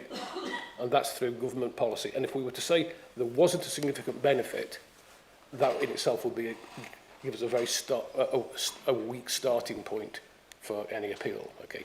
However, to say, okay, we know there's a significant benefit to do with renewable energy, which we accept, you would need to say there's actually a significant impact, which actually outweighs that. And I'll come back to the point that the planning application report does not attempt to say there is no landscape impact. And it goes through that in some detail, saying why it considers some impact. It is that a flat technical evaluation of this, looking at case law at the moment, is that the harm outweighs, so that the benefit outweighs the harm. You are entitled, so within the bounds of reasonableness, which I can explain if you want me to, that you can attach more weight to the harm, if that's the position you want to take. Sir Sims. And you're first, madam, and then yourself. Yep. Councillor Sim. Just with regards to it's an extensive area of countryside, and it was noted there was a lot of wildlife when we were out today on our site visit. There's not been a lot of mention of what's going to be done to kind of help with the displacement, because there will be a lot of displacement of wildlife as a result of this. What measures have been put in place for to address that issue? Would you answer this one? Yeah, I'll turn to the case office for this one. Well, this isn't a site that's subject to statutory biodiversity net gain, because it was submitted prior to that coming into into force. But what the report points out, and what Mr. Mott referred to in his presentation, is that overall there is a biodiversity, quite a significant biodiversity net gain as a result of this proposal, and that results from planting new hedgerows, improving the existing hedgerows. I mean, we sort of saw on site this morning that some of the hedgerows around the site are sort of quite sparse. So there's proposals to sort of do hedgerow improvement. There are proposals to sort of do new planting. So the actual new planting of screening in hedgerows and you know, all of that has a biodiversity net gain. It has a wildlife benefit because you know, you are increasing the amount of hedgerows, the amount of woodland that is going to be in that particular area. So you are increasing the sort of habitats for wildlife that are going to be there. There is going to be some habitat loss. So one of the things that the report points out is that there is going to be habitat loss for breeding birds, and that is something that the county ecologist has required there to be both on-site and off-site special measures taken to protect curlews, but basically to provide replacement habitat for breeding birds in order to breed. And the county ecologist is happy with that. So there's, in terms of overall benefit and harm, Rob mentioned the renewable energy benefit. Our conclusion is that overall, and this is having looked at lots of other cases, there is an ecological and environmental net benefit. Okay, there's a landscape loss, but because of the amount of new planting that is being proposed, both on the northern site and on the southern site, there sort of is an overall net benefit in terms of ecological enhancement being proposed as part of these proposals. Thank you. Councillor Swinbank. Thank you, Chair. 3 points. Firstly, to do with agricultural output from the site. Now, it's been deemed that there will be a low decrease in output. It's given low weight, I think, was the thing in the report. I wonder whether an assessment has actually been made of what the change in agricultural output would be, and it's probably a question not just for this application, but for future applications of this kind of nature. Second question is with regard to additional screening and additional planting. Now, there's some discussion in the report about blocks of trees which will be felled. I wonder whether you could just take us through that kind of, for the southern site, basically take us through that kind of what's going to be added, what's going to be removed, etc., because that's obviously quite important from the landscape point of view. And the last point, the substation, the site is going to be, after 40 years, going to be restored as into agricultural use, presumably. On the substation site, obviously that was on a very, very steep hill. Can you condition, or is it conditioned, that that landform will be recreated to where it is today? Okay, there's a number of questions. Some of them are going to be more complicated than others. In terms of your last question, the proposal is that everything is removed and reinstated to sort of as it is. So that's the requirement.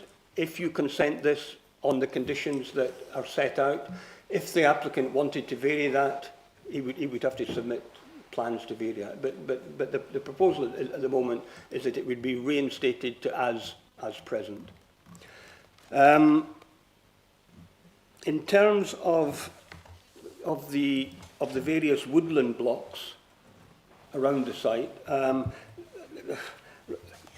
this is dealt with in the report in quite considerable detail. It actually specifies what's going to happen. You know, there is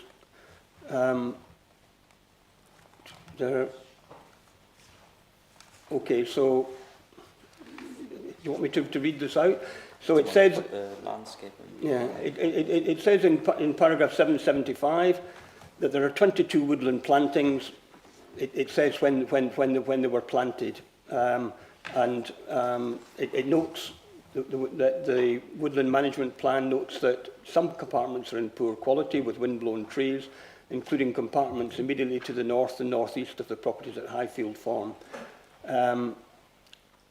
The felling license, there is a felling license for sort of one compartment, which is compartment 6, which is With slide 18. which is one of, maybe if we go to the sort of slide on the, yeah, so there's a felling license for compartment 6, which requires the area to be replanted, restocked and managed for at least 10 years. And then it comments on, you know, the fact that that's obviously going to take time to provide replacement screening. It also notes that compartments 1 and 3, which are near the site entrance, that sort of these have licenses for selective felling, followed by restocking. And then it also comments that compartments 2, 4 and 5 on that plan have approval for sort of thinning to take place. But our analysis is that these will remain to provide effective screening.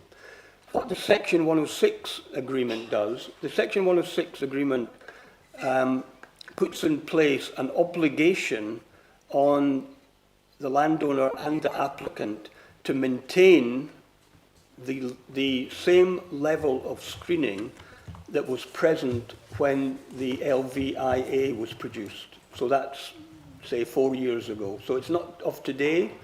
It's the screening as and when the LVIA was produced. And that there are mechanisms within that Section 106 agreement that sort of say that, you know, that if there's a report of a felling incident or a windblown incident, then there's an independent analysis got to be done. That's got to be appraised by the council, and then there's got to be, if it's agreed that replanting is necessary, replanting has got to take place within the next planting season. I'm trying to remember your other questions. The calculation, if there is one, of reduction of agricultural output over the... Well, in terms of agricultural output, we don't have information on the agricultural output presently, and we don't have information on what the agricultural output is going to be in the future. All we've done, which is what is commonly done with solar farm applications, is that we sort of look at what's happening on the ground in terms of agriculture, and it's a mixture of arable and pasture. It's going to be replaced by sheep grazing, you know. So our view, non-professional view on that, is that certainly implies that there's going to be a decrease in agricultural production. One of the things that is often said in mitigation of that is the fact that there is 40 years of sheep grazing as opposed to arable farming is actually a way of positively improving soil quality. So, you know, so there's an offset. But our analysis, in terms of what's presented in the committee report, is that the combination of the change from arable and pasture to sheep grazing, even allowing for a possible improvement in the soil quality, still means that overall there is a net disbenefit, which we've given, I think, minor weight. We've sort of looked at how other you know, cases are assessed, you know, both of which we've done in the sites in South East Northumberland. We think that's a logical conclusion to make in terms of the agricultural productivity. Can I just add a point here? And again, this is a point which will come up regularly in planning applications. A way of also looking at this is a more strategic look. and guidance is always that when looking at schemes like this, you should avoid best and most versatile grades of agricultural land, and this isn't best and most versatile. Okay. All good. I think Councillor O'Donnell? Thank you, Chair. Can I start by, I'm sorry to be a pedant, but on page 41, the address, the postcode's wrong for the applicant. It should be W106UJ, I think.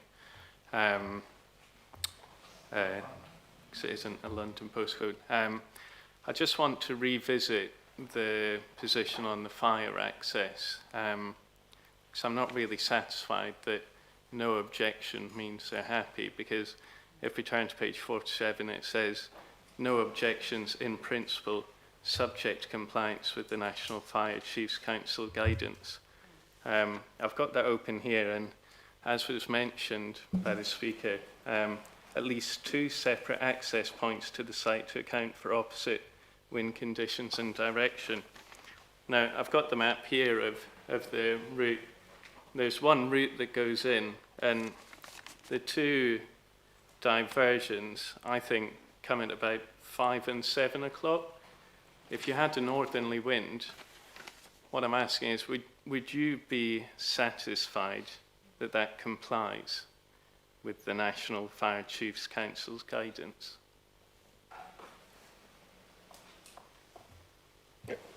So for the benefit, so before I'll let the case officer answer this, but the benefit of other members, the point that's being made here is that the guidance is that there should be 2 accesses to allow for wind direction differences. The access here splits within the site rather than outside the site, okay? And that's the subtlety here. I would revisit the issue that the fire service does object to other schemes like this, and they have chosen not to object, okay, on this one. And they have said, they have in a way put the ball in our court slightly by saying subject to it following requirements. And our interpretation is that it does, and they have not come back on that position. However, I'll bring the case team in on this one.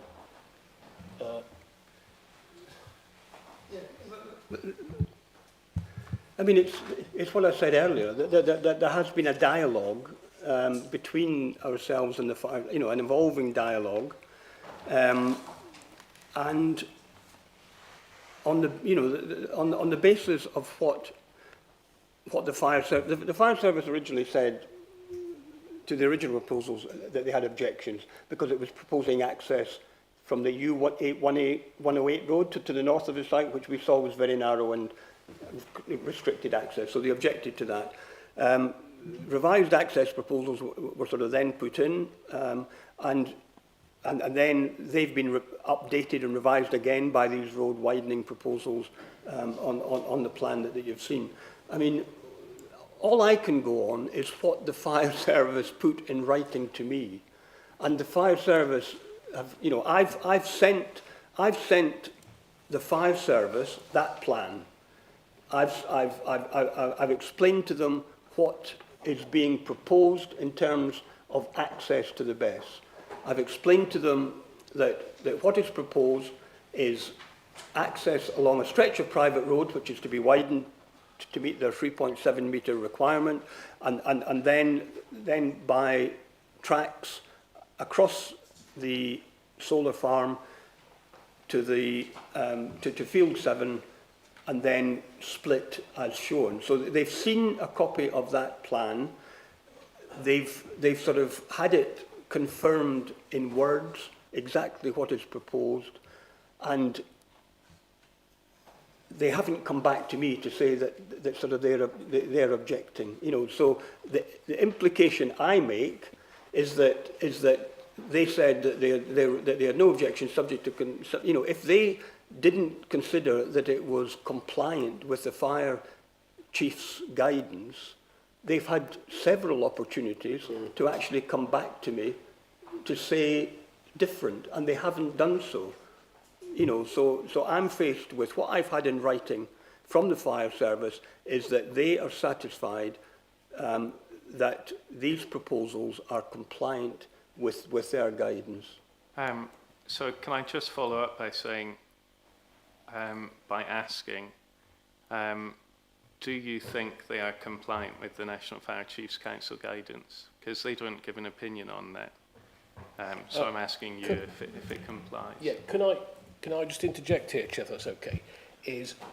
This is venturing into the territory of us putting words into statutory consultees' mouths and interpreting their own legislation for them, okay? I will just revisit the position that the fire service do object using those words to schemes they are not happy with, and they have chosen not to object, okay? Okay, and members can, it's up to you if you think, and I'll use the phrase here, which comes directly from case law in the High Court, is if you think genuinely there is a cogent and compelling reason to think that the fire service may possibly consider this not to be safe. Okay, and the words cogent and compelling need to play in here. Okay, thanks. Yeah, sorry, I'll back down. Sorry, I didn't mean to pressure for an answer there. I just find it quite vague. But thank you. It's, can I just say, and members, and again, with apologies to all the public here, this is a new planning committee. You will see over the coming years some examples where statutory consultees give very detailed and lengthy responses, and other times they may say no comment even. And we need to, I would just suggest that we need to tread carefully about interpreting statutory consultees' positions when they have the ability to put those forward clearly if they wish. Thank you. Yeah. If I could just add one thing. See, from a planning point of view, we've got to we've got to be satisfied that it's compliant with national planning guidance and policy, etc. And planning practice guidance makes reference to the National Fire Chiefs Council guidance. You sort of asked whether I'm content that from a planning perspective it meets the guidance, but it's not the end of the story, because what the guidance, if this is consented and given planning permission, it's not the end of the story, because then what the applicant and the fire service have got to do, they've got to agree an emergency response plan, they've sort of got to agree an evacuation procedure. So there are other things in the National Fire Chiefs Council's guidance that go beyond the planning regime and are aspects for, the sort of dialogue and liaison between the two doesn't end if it gets planning permission.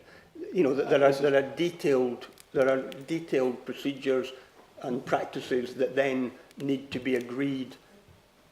Yeah.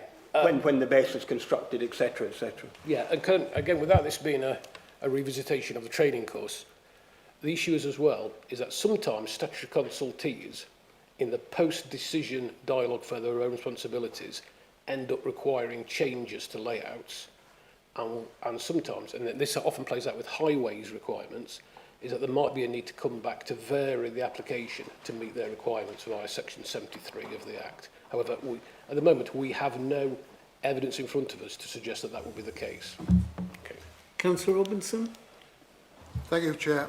I'm probably more annoyed about this workaround that somebody's come up with to get the two accesses into this BESS than what I should be.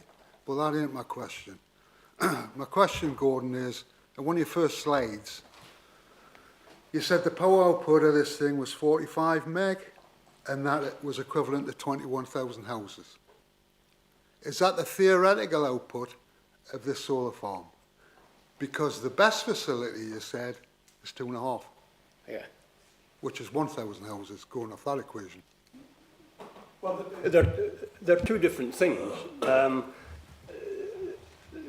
The figures in the report are the figures that have been provided by the applicant. So the applicant in his submission has said, this is the capacity of the solar farm, and this is the equivalent CO2 savings and number of households it's going to seat.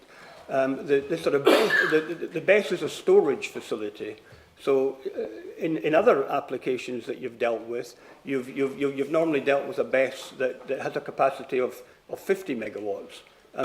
This is actually a smaller BESS. So, for example, this BESS has a lesser number of container units. It's got a lesser number of batteries. It's got a lesser number of inverters than, for example, the sort of one that you approved on the Bluefield site at Bedlington last year. So there are two different things.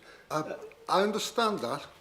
Okay. What I'm trying to get at is, when Rob said we had to give additional weight to green production of energy, then as far as I'm concerned, that amount of weight has reduced by a factor of 20. I can see the position you're taking here, right? Bear in mind that some solar farms do not have battery storage on them. Mm-hmm. We're looking at the output of the farm, of the solar farm itself. The battery element of it is to provide, flow management. Yes. But in the normal way of things, the solar farm will provide the stated number of megawattage to the grid. Okay. The battery backup is a commercial decision by the applicant, because that enables them to feed in at times when, in the evenings, say. So it is not reducing the overall capacity of the site. It is limiting their ability to feed it in at different times. But the overall capacity is as stated. Well, it's misleading then, I would suggest. No, it's not. I think because the best facility is what goes down to the grid connection. No, it's not. No. The full capacity of the site goes into the grid. In addition, at other times, it can feed out the battery. Okay. Right. Yeah, because again, some solar farms do not have any battery backup on it. Yeah. Okay. It's market diversification effectively, in terms of on and offline. Yeah, okay. Councillor Hume.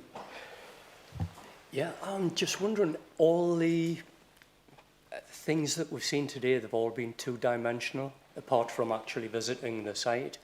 What does an actual panel that's going to be on site look like? How high? What's the elevation? And do you know what the correct elevations or the parameters are to have the elevation of the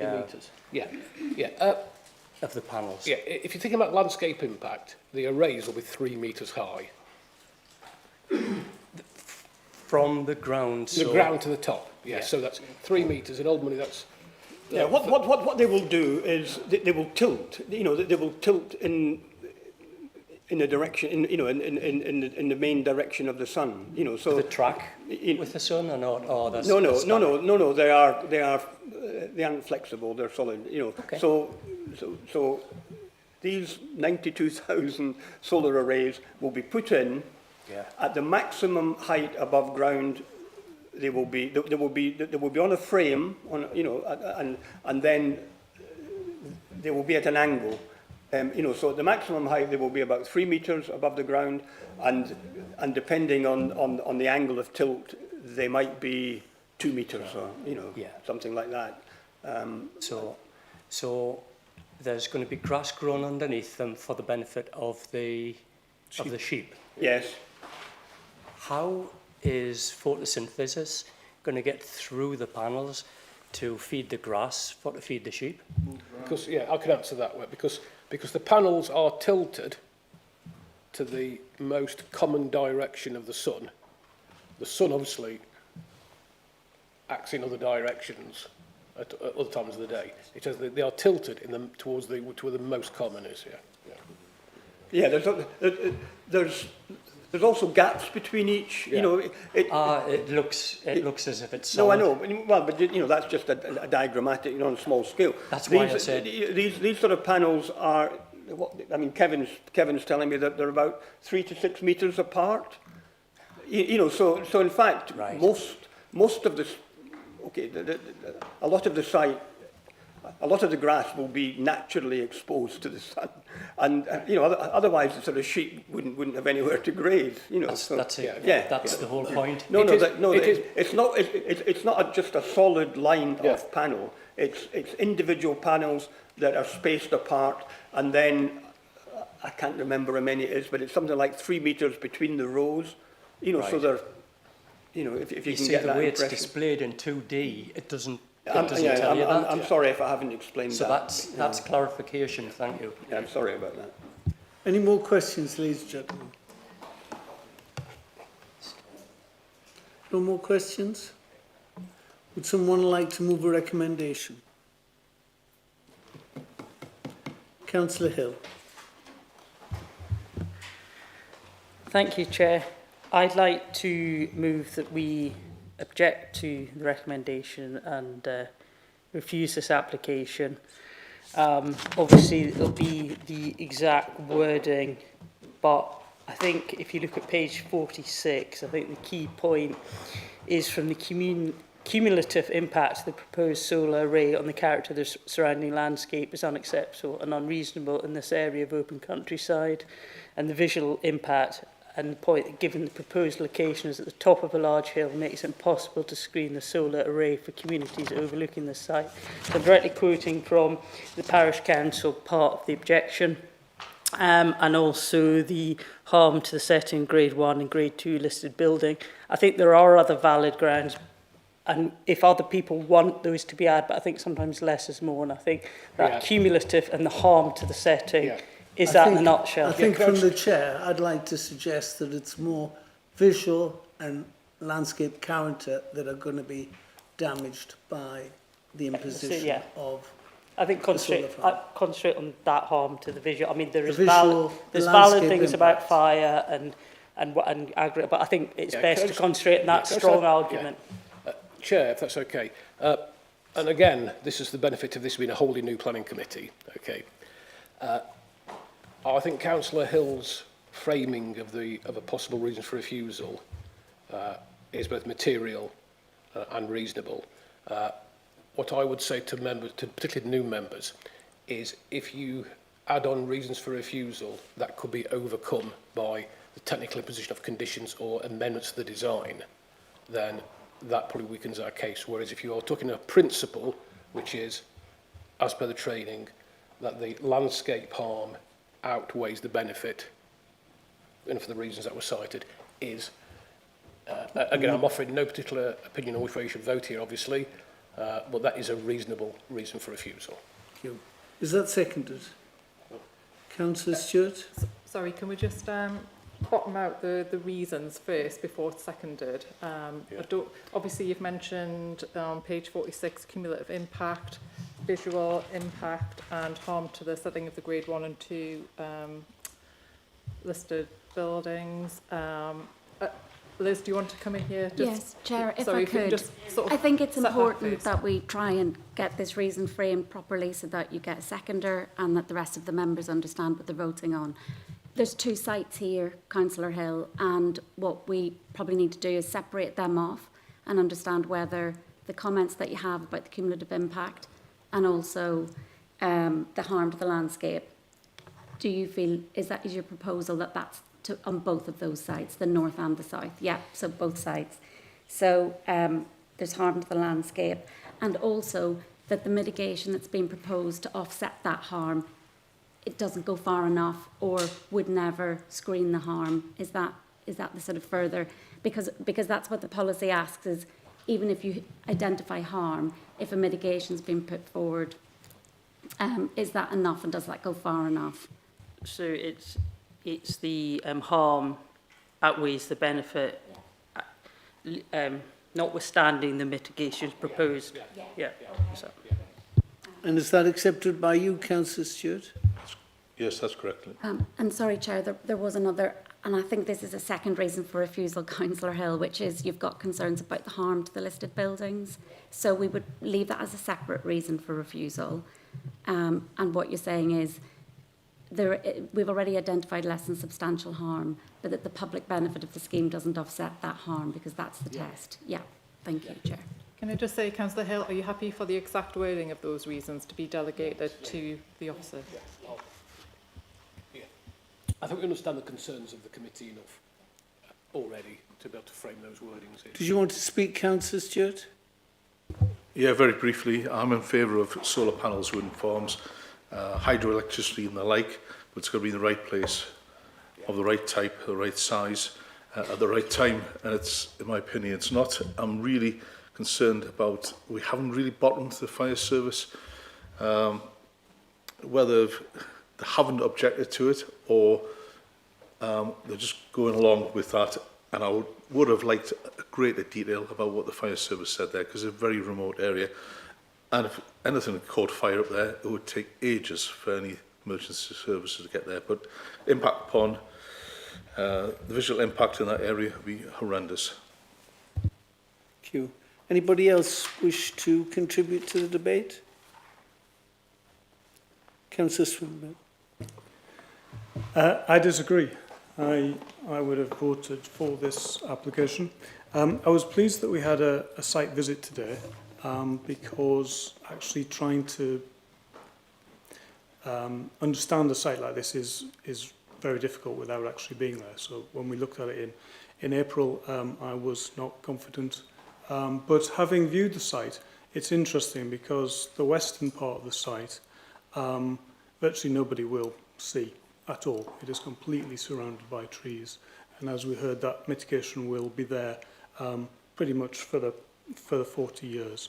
Further to the east, you will be able to see some of the panels from some locations. Most of those views are from distant locations, and there is extra mitigation which is going in, which will grow over time. I think the weight that we need to give to solar is huge. The fact that it has the battery storage associated with it is really important too, because we need to be able to store that power to dispatch it when solar isn't able to dispatch, as in when it's dark. And the climate emergency rolls on. And I think in terms of this location, I think it would have been acceptable. I accept that some people would be able to see parts of the solar array, and that would have been a change in the landscape, but I think the landscape could have absorbed it. Thank you. Anybody else? Councillor Fairless? I'd also like to chime in with Councillor Swinburne there. I think this is a shame. I did have initial fears about the site that have been allayed in the conversations here now, mainly about the roads. I would have liked to see an increase to the SUDS drainage, definitely, and certainly the 106 money. But on the whole, the harm-benefit ratio, I just think the Roman road runs right past it. It's a good job there weren't planning committees in Roman times. They flung in walls, viaducts. They were progressive thinkers. They put, underfloor heating in. It would have ground to a halt. I think this site future-proofs our energy strategy. I think 21,000 homes is not just a drop in the ocean. I think that's a real significant contribution to an energy crisis and cost of living crisis for real people. Yes, I know the site very well. I didn't go to the visit this morning. I was at Brownie Camp there when I was younger. I've walked through the site on the footpath, visited Wheelbergs many a time with my children. My daughter handed me this morning a report this week that indicates that Europe is now the leading source of energy in Europe is solar. You go to Europe, you see it, it's everywhere. And I just think their energy bills are so low, and we are the highest bills in Europe, and we've got to do something at some point, because quite frankly, we are going to be paying the highest bills unless we get behind this energy crisis. So I am basically saying that I, don't agree with your proposal. Councillor Binion. Thanks, Chair. I think it was our third stop today. We stopped at Edchester to see why the Durham County Council were objecting and look from the view. And when we pulled in this, as Councillor Hill said, this magnificent view, there was an information board there, and it was telling you about the different settlements, Roman settlements that had been there and where they were, and it was very interesting to read. And I thought, we're going to destroy this if we put this here. This will destroy all these centuries of history. And I think in the report it said medium sort of harmful visual effects. I actually think that it's vandalism on an industrial stage and scale. And if you take away that view, and I can understand what fellow councillor is saying about the energy, but if you take away that view for a generation of people, that, sorry Rob, but that outweighs any benefits. Finally, just as a point, for somebody that's had solar panels in for almost 15 years, come the end of September to the end of February, beginning of March, you get nothing. Yeah. Okay. Thank you. Councillor Robinson? Can I start by just making sure, because there was 2 sites on this application, both sites are covered by this? Yes. Yeah. Then fine. I'm normally in favour of solar power and whatnot. I just think there's the right place and the wrong place. And putting it here destroys the characteristic of that landscape for 40 years. When we don't get it back, we can't get it back. And probably in 40 years' time, it'll be different anyway because of the shade and whatnot that's been covered in it. So, and this sheep thing, I'm sorry, but we're going to have the cheapest mutton in the Northern Hemisphere because sheep are going to be grazing under every solar panel we accept. So all in all, I think we're going to make the right decision and refuse. Thank you. Councillor Dodd? Yeah, technology moves on. And if the councillors' solar panels are not working in the winter, mine do, because I've got new ones. So, you know, in 40 years, if we ever pass anything that's got to do with solar, it'll be sort of out of date fairly quickly. However, I think when we get to a local plan review, we're going to have to make some tough decisions. I think we did it years and years ago when wind power was on, and we had to have wind areas where, you know, turbines would have been allowed type thing. Because I'm still on the fence. I'm not sure how far this climate emergency is, whether it's there, whether it's real, whether it's unreal. No one seems to hit the nail on the head.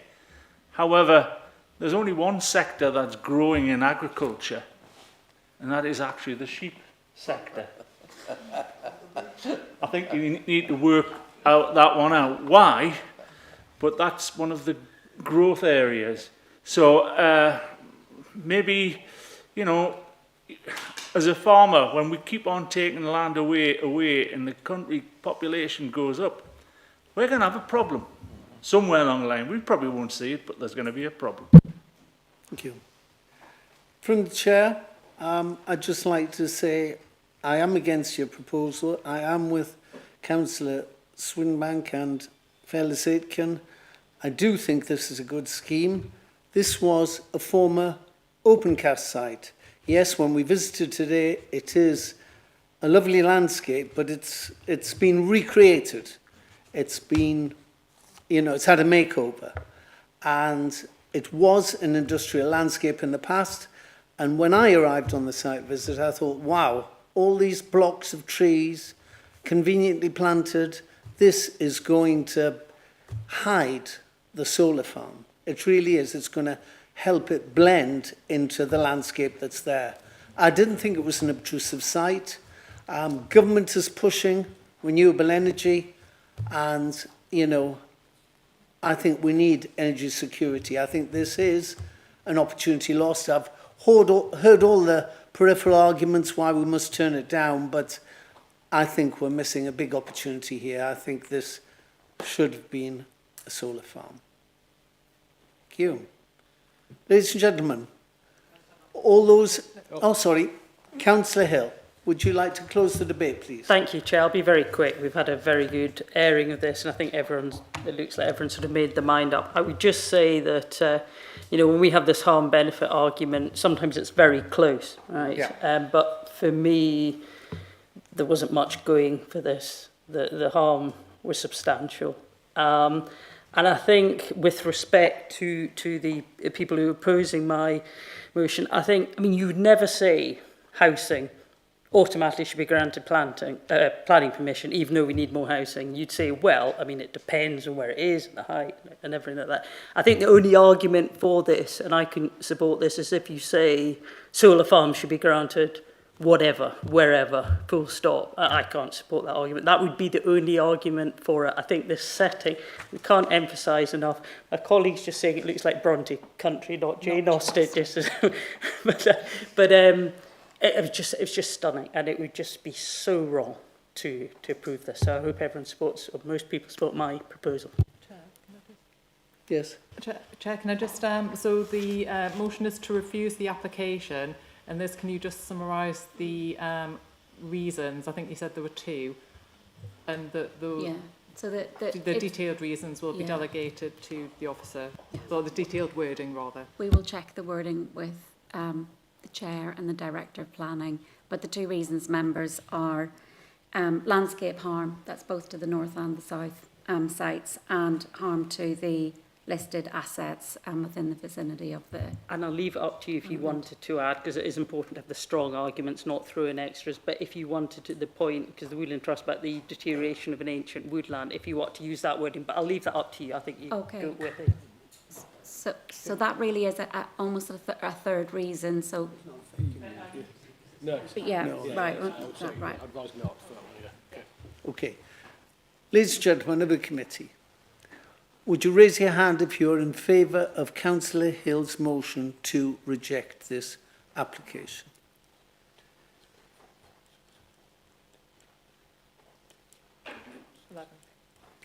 Those against? I'll make it 11. Yeah.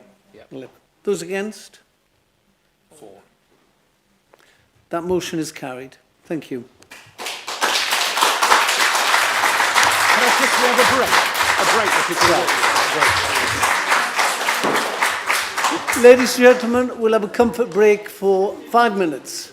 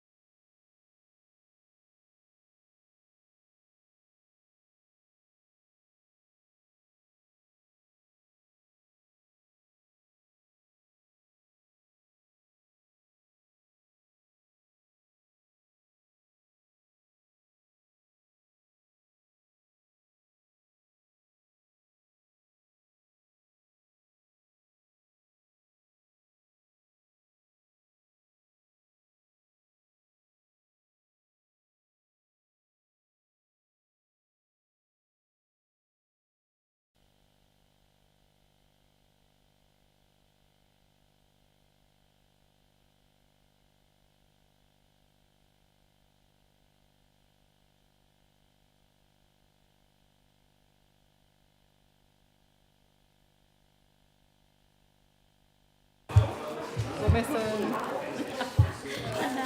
Missing two here.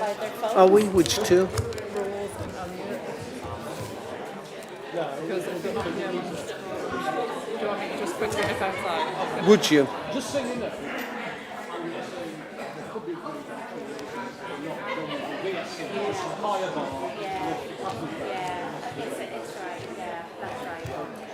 And I'll say as well, somebody said you can only do, Colin Oldcastle said you can only do Granny Belt by a local plan review, the quality was wrong.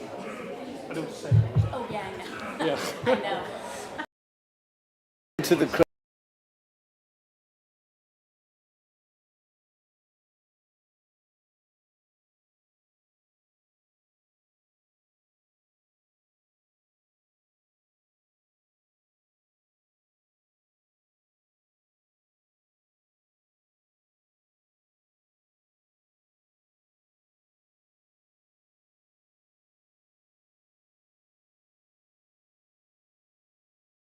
Gentlemen, ladies and gentlemen, we'll make a start.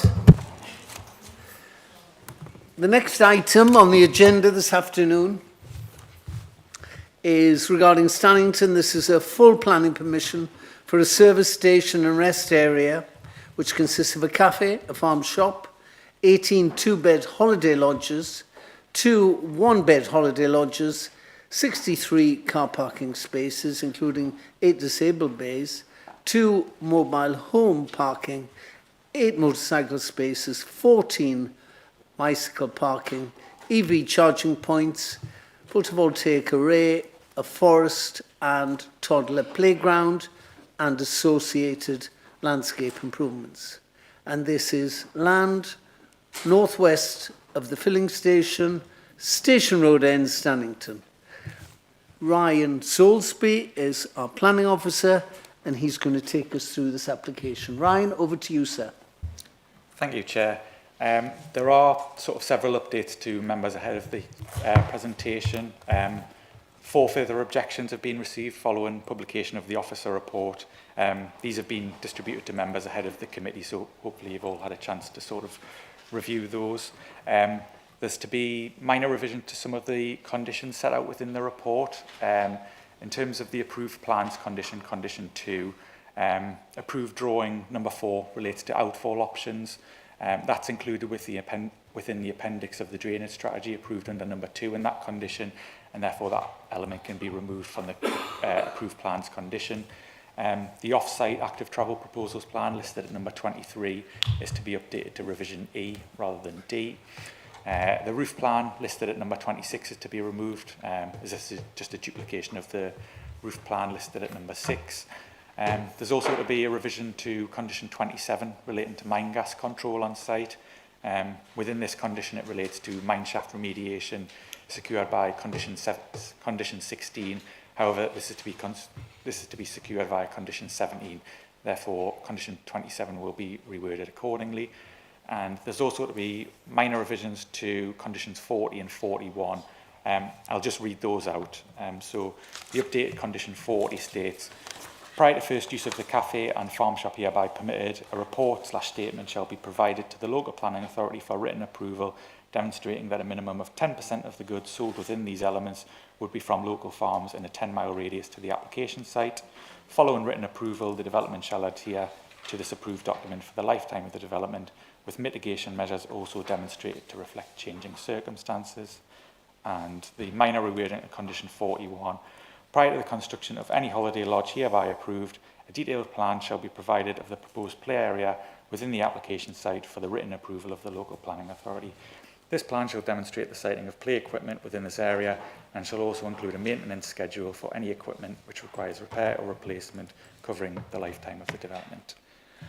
So moving into the presentation, plan permission is sought for the construction of a service station and 20 holiday lodges with ancillary work on land at Station Road, Stannington.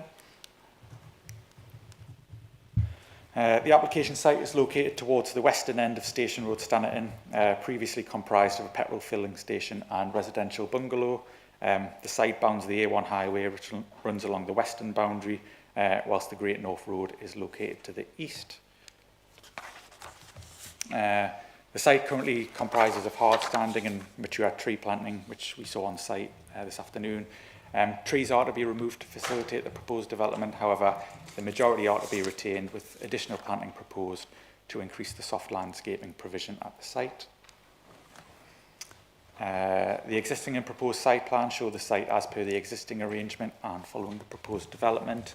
The service station and car parking would be located towards the northern part of the site, whereas the holiday lodges shall be sited within the woodland to the south. The landscape master plan shows the landscape and proposals for the development. 20 individual trees are to be removed, with works also proposed to the groups of trees, primarily located centrally along the western boundary of the site. The majority of trees to be removed are recognised as dead or low quality. However, there are a selection of moderate and good quality trees that also require removal to facilitate the development. The local planning authority is satisfied that the replacement planting programme and landscape proposals mitigate this loss. These images show the proposed elevation for the service station, which would include the farm shop and cafe. The officer report recognises the building as being a large prominent structure. However, the curved nature and style of the building represents innovative design, and the planning authority consider this can be appropriately accommodated within the site without causing harm to the visual character of the immediate or wider area. This slide shows the proposed floor plans for the service station. Like I say, a farm shop and cafe will be located at ground floor level, whereas an exhibition meeting room and further cafe seating would be incorporated within the mezzanine. These next few slides show some 3D views of the proposed building from various viewpoints. That's a view of the site, obviously on the A1 heading south, and that's a view of the site from Great North Road as you're heading sort of into Stannington Station. These images show the proposed floor plans and elevations for the holiday lodges that form part of the proposal. These will be situated towards the southern boundary and will be well screened due to the woodland setting. These are all to be single storey. The applicant and the LP have had various discussions on this, and there has been reductions to the scale of these during sort of the course of the application. And this image shows 3D views of the lodges that will be incorporated in the site. The primary use of timber upon these buildings would relate well to the intended use and the semi-rural location of the site. This slide shows recent site photographs from last week of the site from the adjacent public footpath.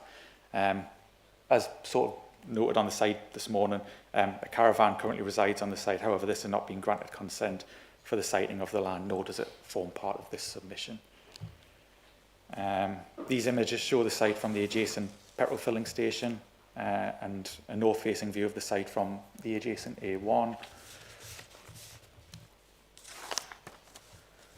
And this slide shows views of the site from the neighbouring highway, travelling both north and south. The mature tree planting across the site will provide partial screening, especially from the A1, most notably sort of when travelling northwards. The application is recommended for approval subject to the updates as set out prior to the presentation, and also a Section 106 agreement securing on-site biodiversity net gain and a monitoring fee of £1,213, as well as coastal mitigation contributions for the holiday lodges of £3,450. Thank you, Chair. Thank you very much. Now comes to public speaking. Nobody in the objectors slot, but is there somebody here from Stannington Parish Council? No? So it's just Peter Gillen. No, sorry, Councillor Darwin. No, I've got Councillor Darwin down. Yeah. I'm going to do that. I've arranged that with Ryan. Yeah. So Peter Gillen speaking in support for 5 minutes. But before that, ladies and gentlemen, Councillor Lyle Darwin did text me asking if a statement could be read out on his behalf because he was unable to attend tonight. So Lyle, Ryan is going to read that statement now. Lyle, Ryan, over to you. No problem. The statement from Councillor Darwin received this morning states, I welcome development on this land and support the redevelopment that this application can bring. However, this is not without reservations on the potential impacts to residents nearby. Members may not be aware of the current petrol station opposite this site, which requested planning permission for a large advertisement, which was refused by officers at NCC, but the owner went ahead and erected this anyway back in 2022.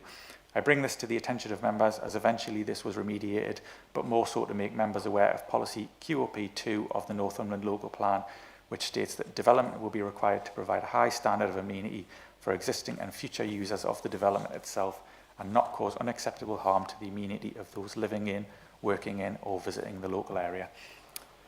This development must not be overbearing to the residents nearby, and I ask fellow councillors to review what is in front of them today and make any necessary amendments they feel would be best suited for this site to ensure the proposal does promote a high standard of amenity to those living in the area, and not to erect something that would otherwise be detrimental to the surrounding area for the residents opposite. Members can use this policy to add weight to the application should they deem necessary. I ask fellow councillors to review the application before them today and ensure we get the best possible application for residents of Northumberland and Stannington alike. Members may not be aware of this area, but traffic has increased steadily over time, which has necessitated a reduction in speed along this road from 40 miles per hour to 30 miles per hour to improve user safety. Traffic will only get worse and will be exacerbated by the introduction of this application should it be granted. Therefore, I wholeheartedly support the request from Stannington Parish Council that a roundabout be introduced to the west end of Station Road to improve user safety for all residents and visitors of the site. This is the opportunity to implement the scheme right at inception, and although a highways report may not warrant this intervention, members can add weight to this suggestion to make it safer for all residents of Northumberland. Furthermore, I do hope this application approaches the already successful farm shop on Station Road, Moorhouse Farm, and work together on achieving a joint venture, as this shop is a great addition to the area and it will be hugely detrimental should this application have any negative impact on this shop. Small businesses such as this should be supported at every opportunity, especially those that are local and serve the community of Stannington well, including their award-winning raspberry and white chocolate scones. This is a must for any true Northumbrian to try, and I encourage you all to visit. Please consider this application carefully, and I ask you to achieve the best for residents of Stannington and Northumberland alike. Kind regards, Councillor Darwin. Thank you, Ryan. Peter Gillen, you've got 5 minutes, sir. Thank you, Chair. Can I check that out? Okay? Yes. Good afternoon, Chair and members. I am Peter Gillen, planning consultant for the proposed service station, farm shop, cafe and holiday accommodation at the Stannington site. The application before you has been the subject of extensive consultations with officers and other stakeholders both before and after the planning submission. This has included detailed discussions with your planning and highways officers to provide the optimal layout that provides safe and convenient access to and from the site for all users. The scheme will deliver significant economic, social and environmental benefits to the local area and Northumberland more widely. The scheme will involve the reuse of previously developed land. It will create a substantial number of jobs during the construction phase and onwards to operate and maintain the lodges, the farm shop and the cafe. The scheme will deliver much needed charging infrastructure for electric vehicles, and as noted in paragraph 16 of the officer's report to this planning committee, it is clear that there is a need for additional EV charging points across the county. Visit Northumberland, who are a statutory consultee, have confirmed that the scheme would deliver a unique contribution to the county's tourism offer. In commenting on the application, they stated, and this is a quote, "There are no other service or electric vehicle charging stations within an easy diversion off the A1 within Northumberland, with Washington services to the south and Alnwick to the north, the most obvious comparable locations offering fuel and accommodation on site." The scheme would involve the substantial and creative use of renewable energy technologies as detailed within paragraph 7.31 of the officer's report. The scheme will deliver many other economic, social and environmental benefits, precise details of which can be found within the planning application submission, as well as detailed within the officer's report. The applicant is aware of the suggestion from Stannington Parish Council for a roundabout to be installed. Fundamentally, this does not form part of the proposals, nor is it necessary for the scheme to function safely or conveniently. Your highways officers, as well as representatives of National Highways, have thoroughly reviewed the proposals, and this has included several requests for amendments to the proposals, all of which have been made to their satisfaction. It is therefore clear that there are no highways grounds to withhold the granting of planning permission for the scheme. The proposed service station, farm shop, cafe and holiday accommodation development is a sustainable development which both national and local planning policies confirm should be supported. As confirmed in the officer's report, The planning application demonstrates the very special circumstances required in order for officers to recommend the granting of planning permission. When balancing the objections made to the application against the significant economic, social and environmental benefits of the scheme, we believe the application ought to be approved. The application has been thoroughly assessed by planning, highways and other local authority officers and is found to be in accordance with the relevant planning policies. Officers consider the application ought to be granted permission. We would respectfully urge members to accept the planning officer's recommendation to approve the application. Thank you for your time and consideration. Thank you very much, sir. Members of the committee, questions to our planning officers? Councillor Ferris-Aiken. Yeah. Thank you. Yes, my concerns were about the farm shop figures, the competition with the other farm shop. You mentioned some that had been set at 10% under radius, is that correct? What was the... 10% of the goods within sort of farm shop must be sourced from local farms within a 10-mile radius. 10 miles. Yeah. I find that quite low in a county like Northumberland that is fairly bountiful, that it's a farm shop and it's only 10%, whereas the other supply coming from. What are those figures? Are they related to any other ones in... No, they were just sort of the figures that we sort of consider necessary to sort of demonstrate accordance with our policies. But, I mean, yeah, if members sort of do feel that there could be scope for that to be changed, we could look at sort of revising those within the condition. Yeah, and a bigger area. Thank you. Sorry to jump in straight away. That's the minimum figure, remember, and that as a farm shop gets established, it's likely that it will forge new contracts with local suppliers. However, if members want that percentage slightly upping, it probably is justified. However, going for a very high figure initially probably will be commercially difficult in the setup phase. Thanks. Councillor Richard Dodd. Yeah, coin a phrase on the 10%, that's sort of diddly squat. However, I'm seeking clarity on, the site seems very, very tight. Is there going to be a filling station there, like selling petrol and diesel? No.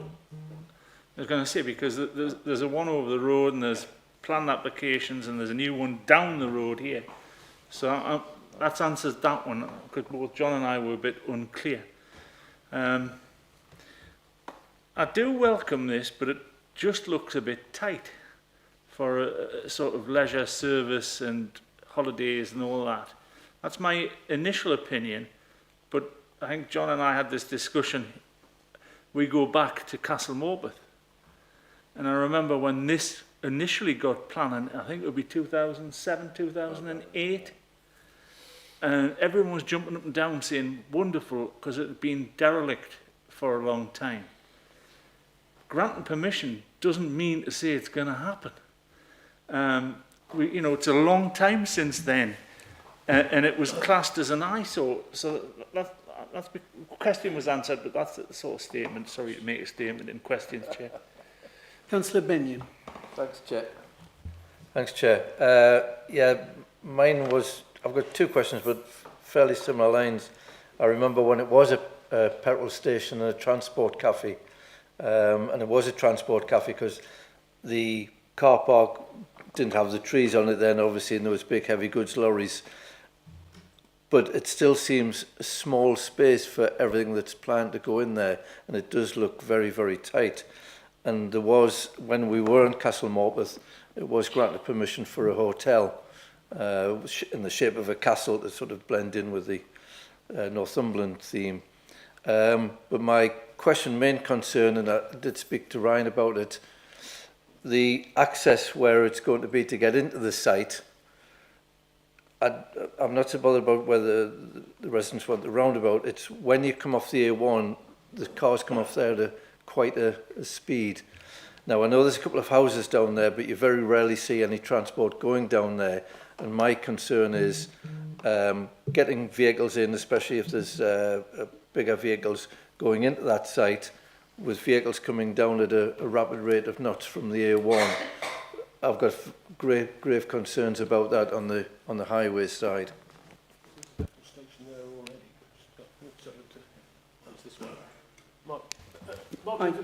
You've got to introduce yourself first as well for the new committee.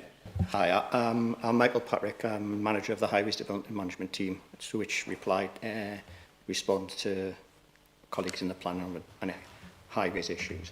With regards to your question about the speed of the traffic, we have a full assessment being done with regards to the speed of the traffic coming in there, both by ourselves in conjunction with National Highways.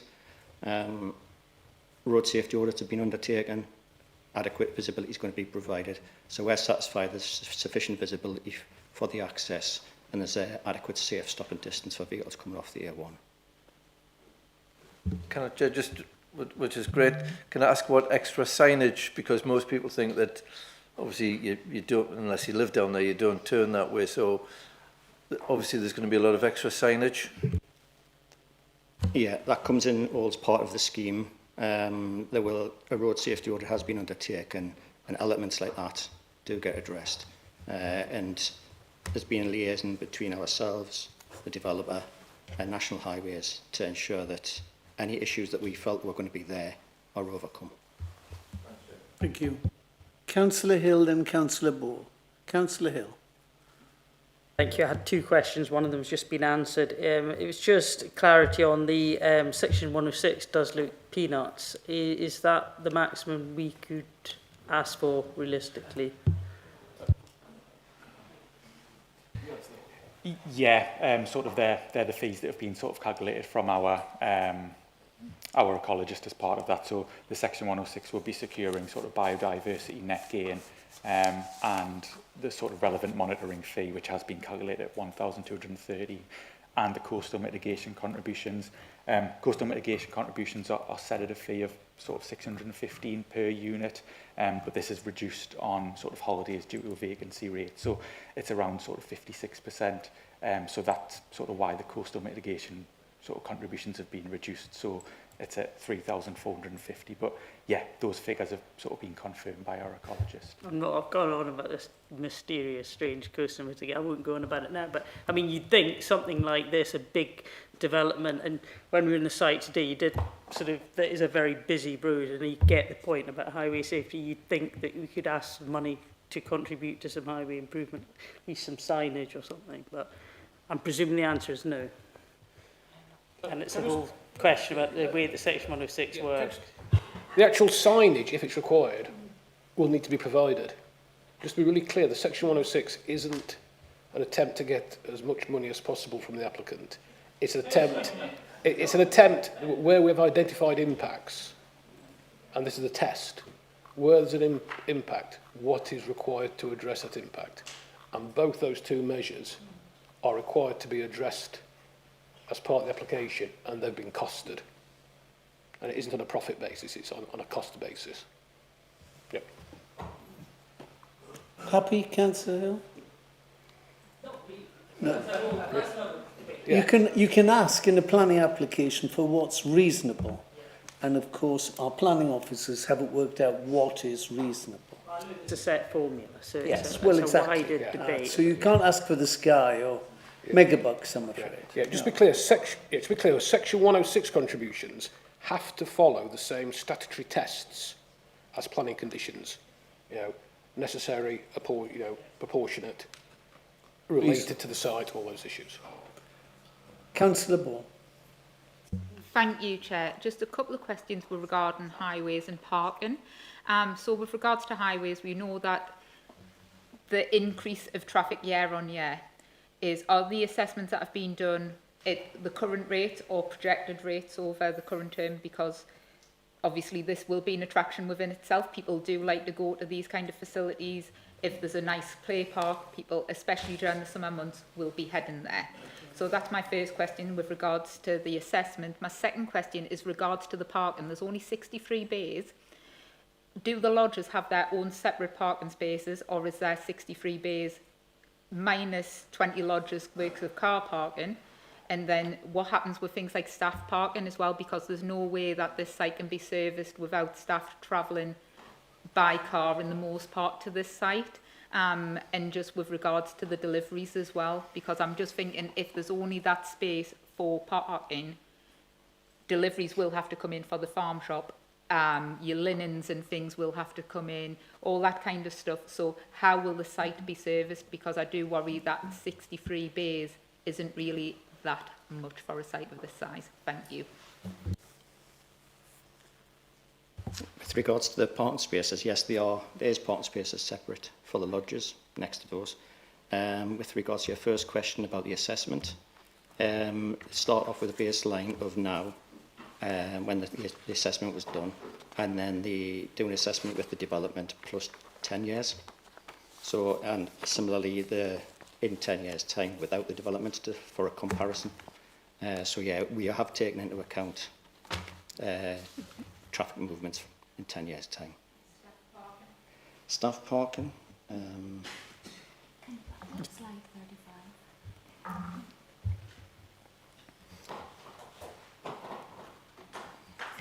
Yeah, it has been assessed against the NCC's parking standards, and the staff can park within that. They've broken it down into how many visitors they're expecting and how many staff they're expecting, and there's sufficient space within there. Thank you, Councillor Ball. Any more questions, ladies and gentlemen? Councillor Robinson. Thank you, Chair. I was going to tackle about the 10% as well. I think it's maybe even derisory. I know it's minimum, but when we've got a county that prides itself on its produce, I would have thought that could be insisted a bit more on. My question is the noise attenuation on the back of these lodges for the noise off the road. And my second question allied with that, I can see the entrance coming south quite easily, that can be signposted, but coming north isn't quite so easy. We're going to have to see signage to the south of Stannington Village, I would presume. What are we thinking of there? So in terms of the first question, in terms of noise mitigation, there's been a detailed noise assessment submitted as part of the application submission. That's been assessed by sort of our environmental protection team, and they're satisfied that sort of noise mitigation in terms of boundary fencing along the western boundary is sufficient to sort of protect the amenity of future occupiers of the lodges. So that will be secured sort of via planning condition and sort of boundary treatment plans. So yeah, in terms of sort of noise mitigation, our environmental protection team are satisfied on that basis. In terms of the signage, I don't know whether you... Yeah, it hasn't been presented on the slides, but it has signage has been provided within the documents as to get to the site both from the north and the south. And I presume it's all about south of the village, south of Stannington. Because you go around the bend and you almost immediately on the left turn to get to the roundabout. The signage we've got in front of us doesn't go beyond that junction at this moment in time, but we can, within the technical appraisal of the whole thing, if it's needed, we can ask for that to be included within the 278 works on the highways. So we can ask for that within. Depending on where it is, yeah. I would just be a little bit concerned that cars unfamiliar with the area are going to turn into the village on that first turn in instead of going round the bend and turning down the roundabout. Yeah, can I come in here? This scheme is unusual for the almost 5,000 applications we deal with a year, in that a reduced number of those applications have both the local highway authorities' involvement and national highways. National highways look after the A1 and the trunk road system. And it is fair to say that national highways are extraordinarily zealous about them protecting their assets, to the point of them putting in holding directions, which of course problems up and down the county. And actually, you'll probably remember, we dealt with a large garden centre at Alnwick, and one of the requirements of that was that National Highways looked at that and said they needed roundabout improvements, a new roundabout before that scheme went ahead. Here, they've looked at it in detail, and their position is set out. National Highways absolutely look at the integrity of their asset, and they look at the safe and free-flowing nature of the A1. So if, as part of the follow-up work in terms of the highways agreements, if additional signage earlier on is required, that will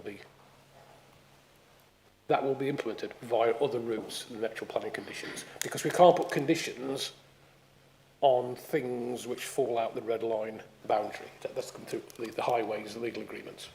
Okay. Thank you. Ladies and gentlemen of the committee, we're now approaching... sorry, no, it's all right.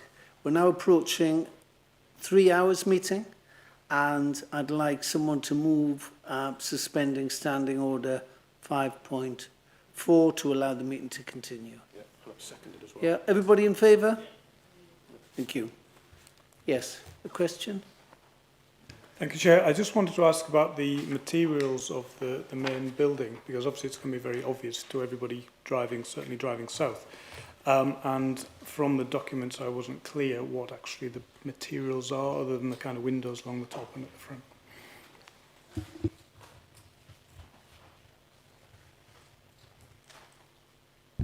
Yeah, so just in terms of sort of the materials on sort of the main building, they would be sort of mirroring the lodges in terms of your sort of timber panelling along that. We have included a condition 4, which states that sort of all details of external materials of the buildings must be provided to the LPA prior to sort of any construction on site.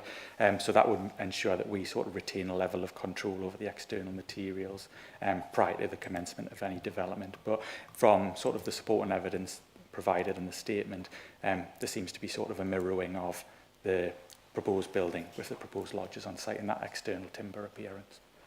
Okay, so the roof, which is obviously the main visible part of the structure, is that going to be timber, the roof?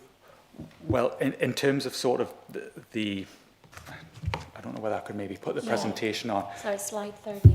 Yeah. Yeah, so as you can see, sort of in terms of sort of the side elevations of it, there isn't a natural sort of roof that comes to it. It literally sort of forms to a point, so your panelling would sort of meet at the top of there with a glazed sort of curvature around that. So in terms of standard roof materials like slate or concrete or something like that, that wouldn't be implemented in this scheme because it wouldn't match sort of the approved design of the development. Yeah, but like I say, all external materials are to be secured via condition 4 on the application. Sorry, I don't know whether other people are getting this, but so the basic structure is a roof, essentially, most of it. What is the material that's going to be on the roof? Is it slate? Is it wood? Is it? It's wood. It's wood. Thank you. Any more questions, ladies and gentlemen? Would someone like to move a recommendation? Yes. Councillor. Yes, I'd like to recommendation. Sorry, I didn't have that on. With the condition that the percentage of local produce be raised. It does seem, in Councillor Dodd's opinion, diddly squat, and they're a lot higher. Have you got a figure in mind? 50, and it doesn't have to be 10 miles, it could be county-wide, but it should certainly, I would say, a minimum be half. Could I, Chair, if it's okay, may I give you a workable suggestion, okay? With the view that on the day, it's to be hoped that a landmark scheme like this, after a number of years open, will be having an increased percentage of locally sourced goods, hopefully moving to, a dominance of locally sourced goods. I will look to the applicant to nod at this, but I suggest that we add on a condition with wording to be agreed by myself in accordance with the chair, where the applicant puts in a scheme which will discuss how it will look to maximise and increase the proportion of local goods sold in the store, with a starting point of say 20%. Okay. I'm an optimist and I like hope, but I think to kind of leave that, I think a bare minimum should be half that it comes from Northumberland itself. Could you say the issue with being prescriptive is that that could be regarded as a limit of 50%, whereas actually the aspiration should be to move to a dominant, you know, a much higher percentage, and a scheme to do that on this type of endeavour, I think, would probably be more an effective requirement. Okay. Because right. that, yeah. Would you be agreeable? We'd be agreed to that, yes. And the condition of it is a scheme to move towards a higher dominant percentage output from the Northumberland and local region. Chair, can I just clarify that? So is that, so condition, I think, sorry, is it 40 or 41?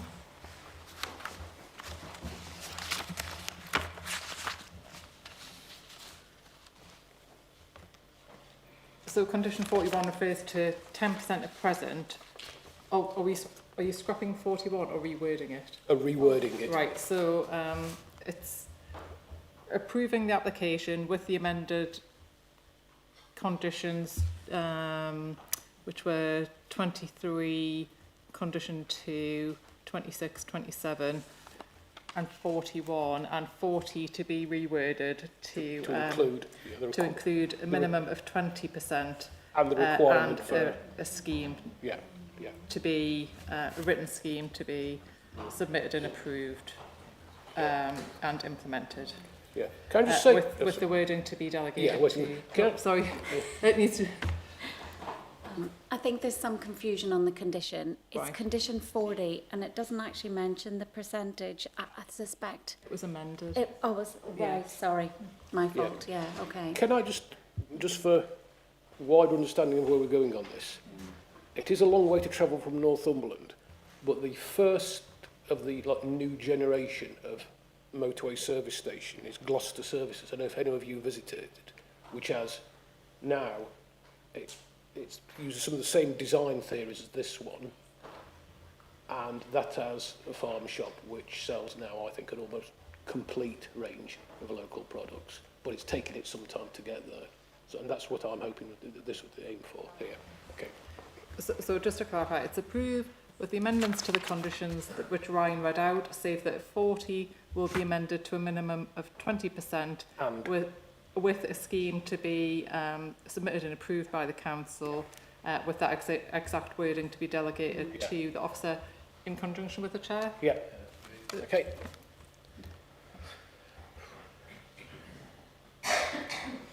Is that seconded? It's seconded by Councillor Paul. Anybody want to speak to the application? Councillor Dodd? Yes, Chair. I mean, we make rules in this chamber or suggestions, and there's no way we can police that 10%, 20% or whatever. It's a wish, and it should be encouraged, you know, and I welcome the wider Northumberland or even North East. You know, the honey in my shop is, or the shop I use is from Berwick.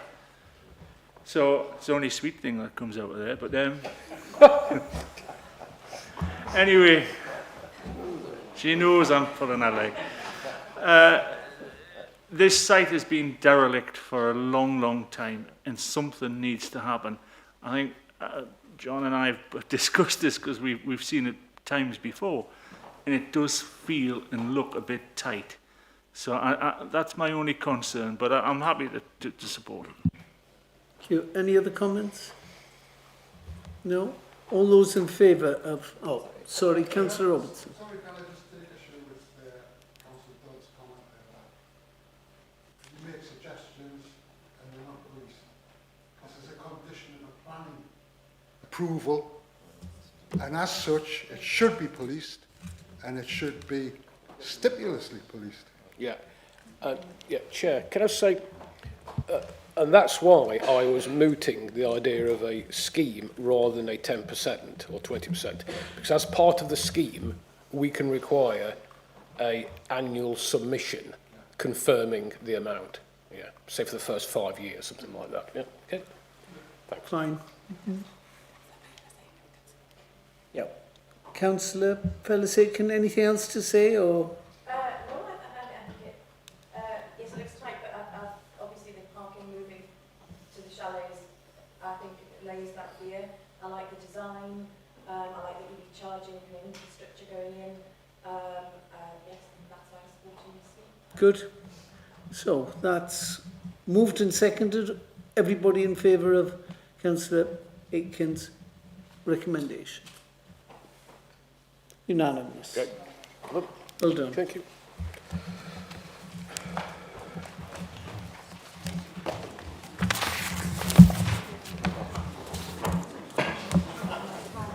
And finally, ladies and gentlemen,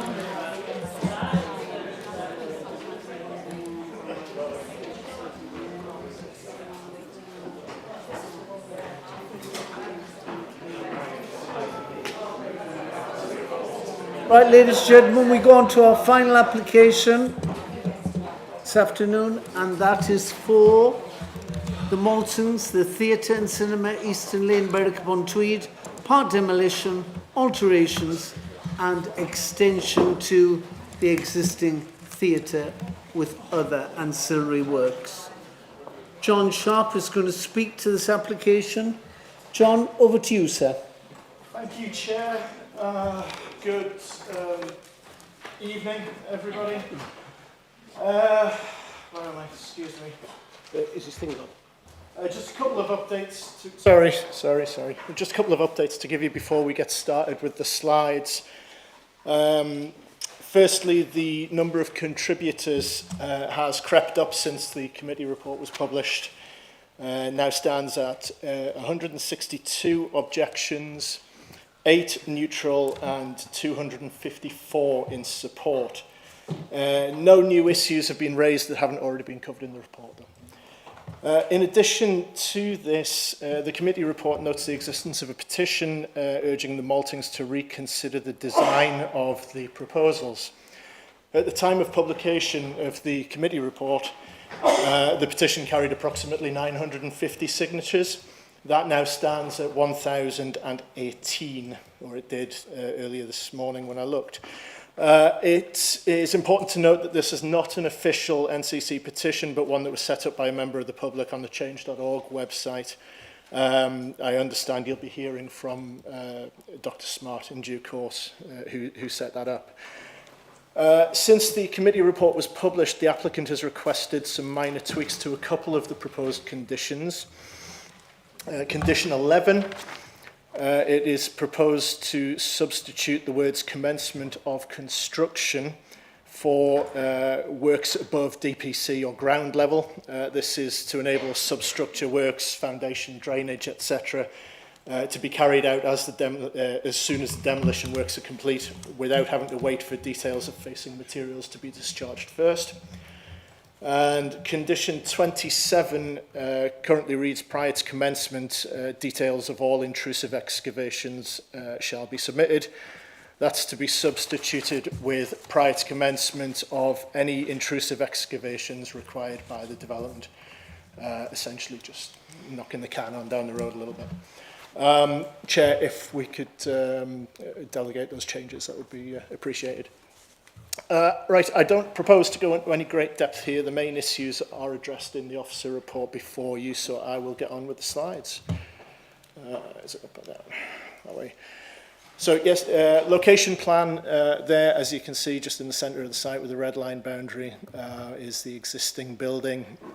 You can see the bridges over to the left and the surrounding built form. Marygate to the top of the picture there with the town hall at the bottom end of it.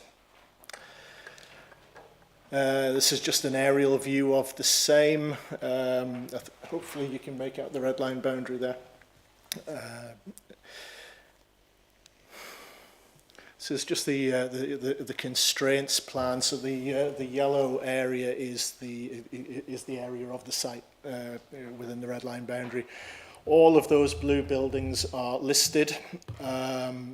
The pinkish red line down to the bottom left corner of the screen is the conservation area boundary. So this is the existing site plan. As you can see, the existing roof form of the Maltings sitting there. It is then followed by the proposed site plan. As you can see, different roof form and expanding out to the front of the building, of the existing building. So from the existing to the proposed there. Existing elevations, that's the north, so that's the primary elevation that you would see if you're standing in the car park to the front of the building. And the south elevation, which is the view you would get from across the river. The spire of the town hall there in the background. Existing east elevation and existing west elevation. So this is as proposed. This again is the north. This is the front elevation from the car park. I don't know if it's readable, but that's the proposed materials palette just up in the top right corner there. Proposed south elevation, so this really gives you an impression there of the existing maltings walls to the bottom there with the new build elements on top.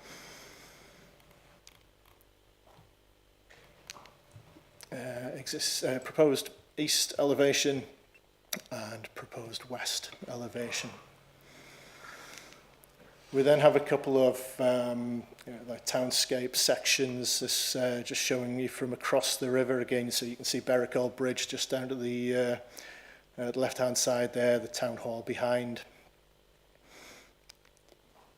And then this is looking from the general direction of Meg's Mount, looking down towards the site. So again, you've got the town hall there, and the maltings overlooking the quayside.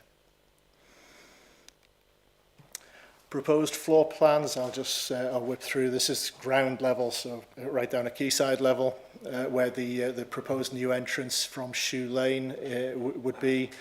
The main area there is the undercroft for the main auditorium, and in the left-hand corner there is the smaller of the two cinemas proposed.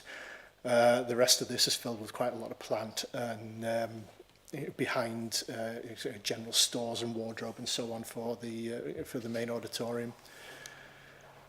This is level 1, so this is the main theatre level. Again, with a void to the second cinema there, foyer and main entrance into the stalls and backstage areas. Level 2 then is the balcony level for the main theatre. There's another foyer out to the front of it, and there's an area described as a pop-up bar, which is, I think, intended as a bit of a flexible space.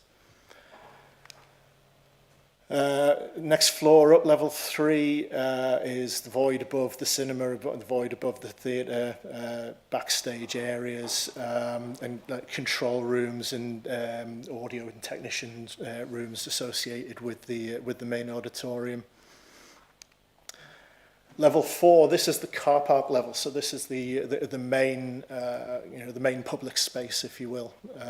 You can see the larger of the two cinemas is on this level. The cafe, bar and dining area is on this level. This is where the service dock is, so this is the get-in for stage equipment and what have you.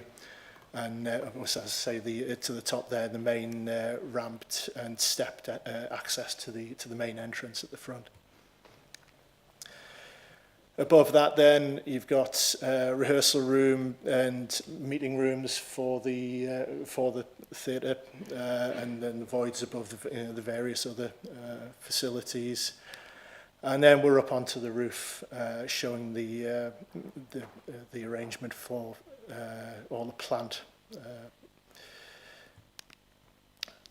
So this CGI is just showing the building from above, showing the south and west frontages.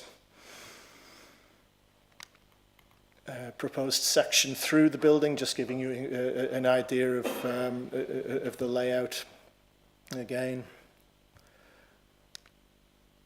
And site section, just showing this is just really showing the increased permeability that is proposed through the insertion of that new entrance on the Shoe Lane, so coming through from Bridge Street over on the right via the Shoe Lane, up through the building and out into the town centre via Marygate. Some existing pictures. This one obviously taken from the, well, I think taken from Google, a Google image of the old bridge. This contrasts with this image, which is taken from the design and access statement. The picture was clearly taken when the scaffolding was still in place on the bridge. And then the same from Union Brae, just across the other side of the river, and proposed. Some existing site photographs then from the front of the building, the east and west facades, and the rear from the Shoe Lane courtyard, and then showing the location of the proposed new access there on the right hand side. Some further site photographs I took from across the river. Obviously, this is just to one side of of Berwick Bridge, and from the other side, from downstream. Zoomed in quite a bit here, hence the reason it's a bit fuzzy, but taken from Tweed Dock, and then from Tweedmouth Town Green, just a little bit further along the river. And that is your lot. Thank you, Chair. Thank you very much indeed. Right, ladies and gentlemen, now some public speaking.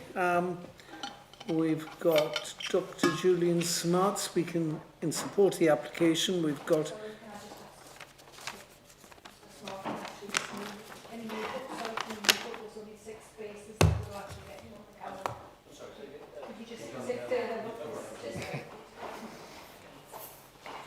he's objecting. 1 and 2, yeah. And then we have local councillors, Councillor J. Robertson and Councillor Nicole Brooks. And then finally speaking in favour, we have Brian Gowthorpe from Berwick Civic Society and Ross Lamont Scott Sherrod again supporting. Dr. Julian Smart, sir, you've got 5 minutes starting from now. I'm speaking today as one of many residents dismayed by this application. Far from uniting the town, the proposal has drawn 160 heartfelt objections, a petition signed by 1,000 people, and strong criticisms from the Victorian Society and the Georgian Group about a design that is disruptive, incongruous, and inappropriate for the conservation area. There is a great irony in a project that aims to regenerate the culture of a town, but which damages its very soul, the fundamental appeal of the place. Berwick's culture is as much a matter of its heritage as it is about arts and entertainment. For many, the town is not just a vessel for leisure and business, but their home, in which residents rightly take great pride. Depletion of Berwick's historic environment is therefore a direct attack on that home and the well-being of its inhabitants. A design that would be fine on the edge of town is not welcome in this sensitive location. The building's materials, stepped massing, and huge blank windows will not bed into Berwick as claimed. Clearly, it doesn't preserve the conservation area, and as an unmemorable design, neither would the building enhance it. The claim that the new building will hide Sports Direct is only true from carefully selected vantage points. From other perspectives, the two buildings will simply combine and multiply the harm. This, then, is not a thoughtful balance, but a disruptive imposition that violates the NPPF's guidance on heritage preservation and the Northumberland local plan's emphasis on respecting our historic environment. It's claimed that the economic and social benefits outweigh the heritage harms, but these benefits are highly speculative, and flawed visualizations understate the design's impact. That the committee has not visited such an important site is regrettable. If you stand on the old bridge or in Tweedmouth, you will see the existing maltings roof blend in perfectly with the height and style of the older buildings, as we've seen. A segmented box 5 meters higher, topped with giant signs, will wreck this harmony. If the plan is permitted, visitors will ask, who let this happen? How could a town deface its most cherished views? Views that are the very ones featured in national newspapers and in the publicity for our own institutions, as representing the beauty and charm of Berwick. Views that exist only thanks to a setting that is stuffed with listed buildings and ancient monuments, and views provided artistic inspiration for hundreds of years. This is not place making, this is place breaking, and it sets a dangerous precedent for the tone of future developments in the conservation area. Permitting this application will send a message that conservation area rules are toothless. This is terrible for trust in the systems that govern our built environment. Hard-won protections may as well not exist, or rather they evidently apply only to the little guy, not to big publicly funded projects. And that preferential treatment is at best a divisive double standard. Dissenters have been demonized as anti-progress and wallowing in nostalgia, and yet we're asking for very little, for existing heritage protections to be honored, and for changes in the design to reduce the impact of such a large building in such a significant setting. Or to borrow a word from the Victorian Society's objection, for the plan to be responsible. In conclusion, the idea that a significant part of our historic town's character and visual integrity can be traded away in a balancing exercise is absurd. And worse than that, it's unnecessary because mitigations are perfectly possible. The recent Premier Inn building in Sandgate is an example of modern architecture that is sensitive to its context. Councillors, in some ways, this is Berwick's Sycamore Gap moment. I ask you to refuse or defer this application to explore a less harmful, more inclusive design. Berwick's unique heritage and, crucially, its community cohesion depend on your decision. Thank you. Thank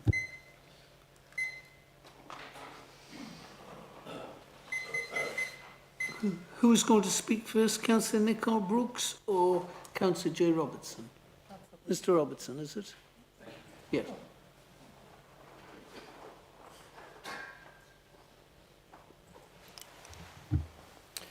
Evening, everyone. It's been quite an eventful day so far. Hopefully we'll get a big decision made a bit later on. I'm here today to speak to you in strong support of this development on behalf of Berwick Town Council and the silent majority of residents who have had to wait 7 years for this decision to actually get to this point. 7 years in which they have put up with an umpteen designs which have changed from being sympathetic to being brutalist. But now it's come to this point, we can't carry on any further. We're about to lose this funding if we don't actually proceed with this development. When it comes to views, Berwick is not a chocolate box town. Berwick keeps on moving forward from being an industrial town that's having to reinvent itself. It's changing all the time, and that skyline is changing and will continue to change all the time. Yes, Premier Inn took a bit of there was a lot of debate against it to begin with, but we finally actually got with the Premier Inn a building that's now is being ignored because it's fitted in with the area. I believe the same thing will happen with the Maltings building. Talking about views, the only views of Berwick should be from the whole of the town, from the walls looking into the town, not just from specific views from Tudmouth. When you're on the train coming into Berwick, you don't look at the town hall, you look at the quayside, you look at the walls. We keep on moving forward with this town. Finally, can I just say, the town council had a big decision to make. This is a very contentious issue for Berwick. We gave councillors the option of actually not making a decision as a group, but actually just putting in individual responses. The councillors felt that it was so important to this town. They stood up and have taken the knocks from certain people within the community to actually support this fully and unanimously. And I would hope that you will do exactly the same this evening. Thank you. Thank you. Councillor Nicole Brooks, how many minutes has she got? 2:56. Right, I'll try my best. Thank you, Chair, and good evening, everybody. I'd like to begin by recognising the significant amount of work that's gone into getting us to this point. The public responses has been exceptional, with hundreds of residents, visitors and organisations from Berwick, across Northumberland and into the borders taking part in this consultation. That in itself shows how much Berwick matters, not just locally but regionally. This is a town with historic significance, but also one with a cultural, commercial and a community value to a much wider hinterland. We are not just a border town, we are a destination, a gateway for culture, tourism and trade. People travel here from Berwickshire and beyond, mostly by car, so any decision you make will reflect that reality. This proposal represents a major opportunity. The Maltons has served us well, but it's clear that the current building is ageing and limited. A new purpose-built venue would unlock enormous potential, not just for the arts, but the town's wider future.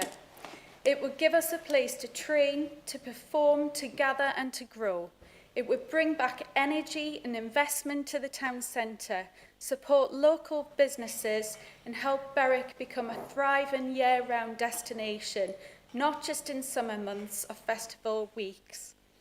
It would also create jobs, attract further funding and show that we are serious about investing in the cultural life and future economy of our town. But we must not ignore the concerns. The design, particularly the proposed roofline and its visual impact on the skyline and surrounding historic buildings, deserves careful scrutiny. So does the ongoing issue of parking and access. These are not small matters. They are part of everyday life for residents and key to the town's success as a visitor attraction. We ignore our history and culture at our peril, but we also risk holding ourselves back if we fail to be bold.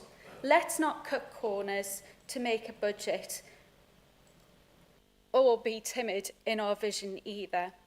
As a councillor for Berwick North and a resident of Berwick East, I am minded to support this proposal, not because it's perfect, but because I believe in its potential. And to those who remain uncertain, whether here today in the chamber or following closely from elsewhere, I ask you to think of Berwick's 3 bridges. Thank you. And finally, ladies and gentlemen, people speaking in favour of the application tonight, Brian Galthorpe and Ross Lamont. Scott Sherrod, over to you, sir. Julian, will you move up?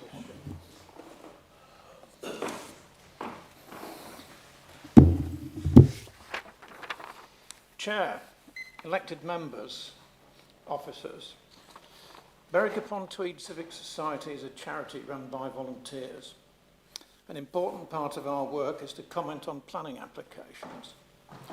We held a formal design review for the Maltings redevelopment proposals, which considered aesthetics, practical design issues and economic factors. These are all relevant planning criteria. The Civic Society supports this application in principle. We commend the decision to remain in the town centre and the huge improvements in sustainability and accessibility. In view of concerns expressed about the mass of the building and the impact on the skyline, we ask that serious consideration should be given to the suggestions we made to the planning authority, which might help to alleviate those concerns. The project needs to go ahead now as a vital element of the regeneration of the town centre, the severe decline of which has been quantified in the Civic Society's recent town centre health check. Further delay would add significantly to projected costs. Thank you. Ross Lamont? Yes, just me. Yes. Okay, over to you, madam.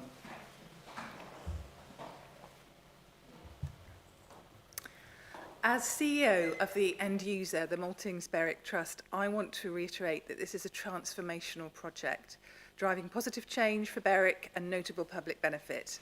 It addresses directly and perhaps uniquely the strategic objectives of the Borderlands Inclusive Growth Deal to create a vibrant, growing, inclusive and connected region by attracting investment, increasing footfall and improving the overall quality of life for residents and for visitors.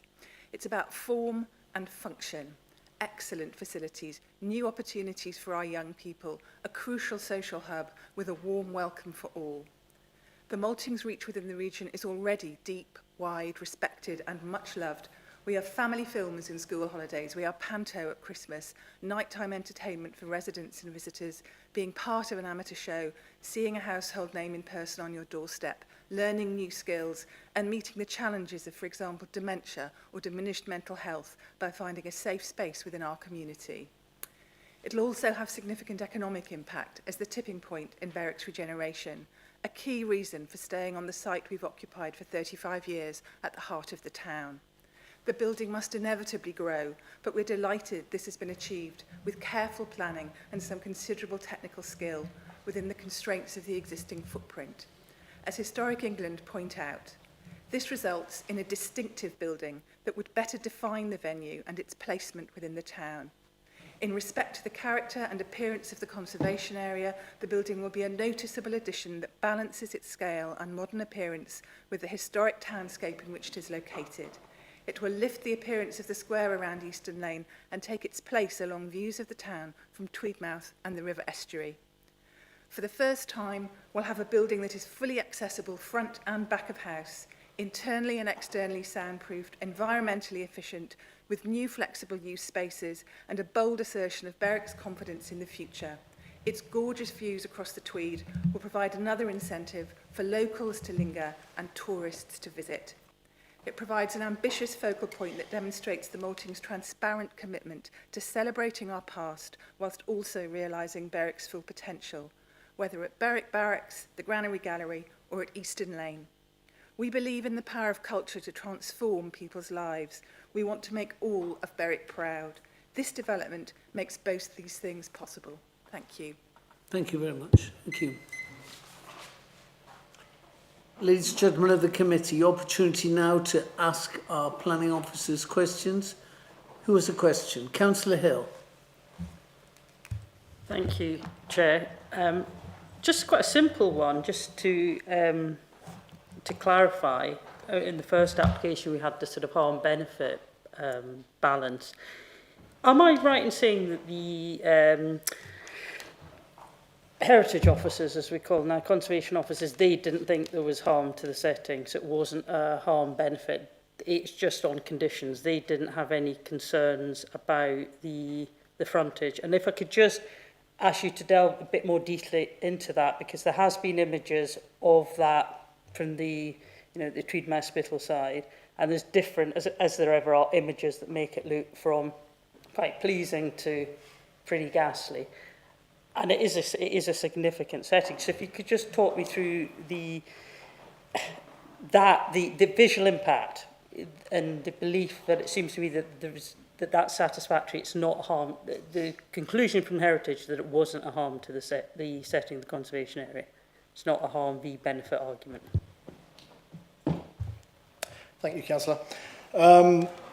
Yeah, so both Ian McCaffrey, our Built Heritage Officer, and Martin Lowe from Historic England have been quite deeply involved in the design of this application.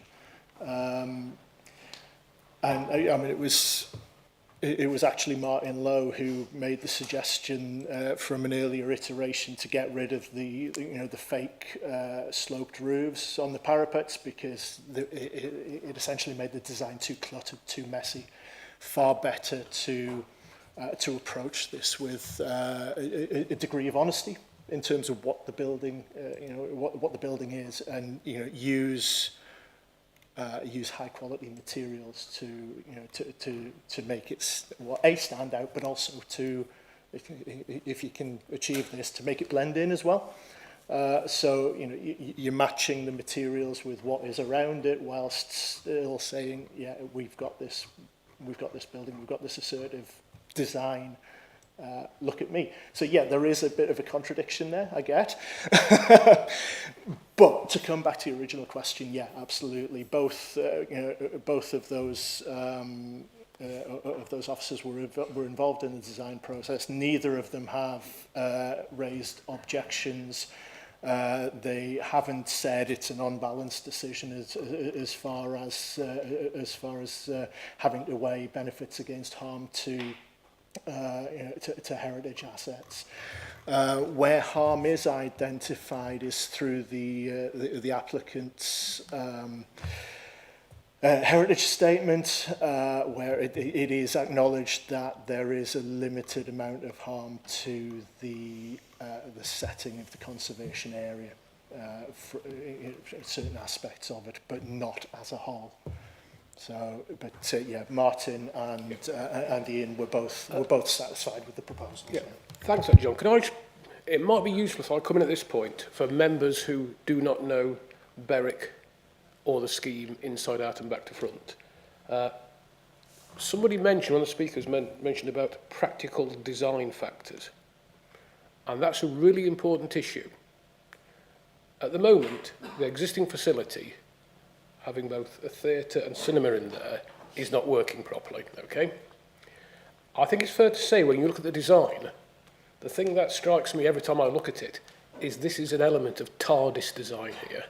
This is fitting a huge amount of stuff and function into one building, okay, on a site that has, frankly, almost unique topological problems. In other words, there's a huge difference in the height, the ground levels at the front and the back.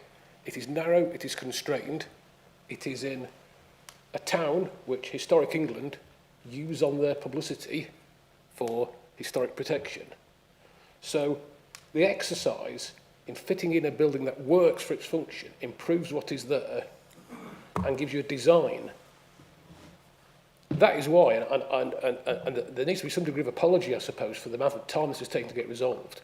But the point is that this has been through extensive public consultation, design iteration after design iteration to get us where we are today. And to be honest, an easy solution would have been to go out of town. It would have been cheaper and without constraint. This is trying to do that thing of fitting in not just a quart into a pint or whatever the term is, but actually giving a functional modern building that acts as an anchor for the town centre. And that series of design requirements is why it's taken so long to get to here today, to try and balance all those issues together. The final position, I know I keep quoting saying this, is that Historic England are very zealous in protecting international heritage locations like Berwick, and they've come out in support of it. Okay, and that is testimony to the, I would say, the collaborative working on this. That has been a very long journey, and you probably heard claims that other options should be looked at. I would just say, in terms of design, that lots of other options have been looked at, and the functional requirements for having theatres and cinemas in one space that you can use both at the same time is a real design challenge, as is the horrendous differences in level on the site. So I think, John, it's fair to say I've spent a huge amount of time on this as well, as of the consultants, as of everyone involved in this. Okay, it's not been an easy, there isn't an easy solution apart from going out of town, say, where you could put a box up. Councillor Ball. Thank you, Chair. So it's another question around highways. So where it's in the highways section here, 7.66, where it talks about give priority first to pedestrians and cycle movements. I don't think I have ever in my entire life cycled to the theatre. And human behaviour just states that we want to be closest to the doors, especially when there's bad weather. So I'm just wondering how the movement of people and cars in a shared space or is going to be policed, because I just know human behaviour, especially when there's big performances on, so people want to be closest. Yeah, can I just do a starting point? Is indeed, as a theatre, it will be used in the evenings by people. Part of the benefits for Berwick is encouraging, because it's between Newcastle and Edinburgh, as it will be the main regional theatre area.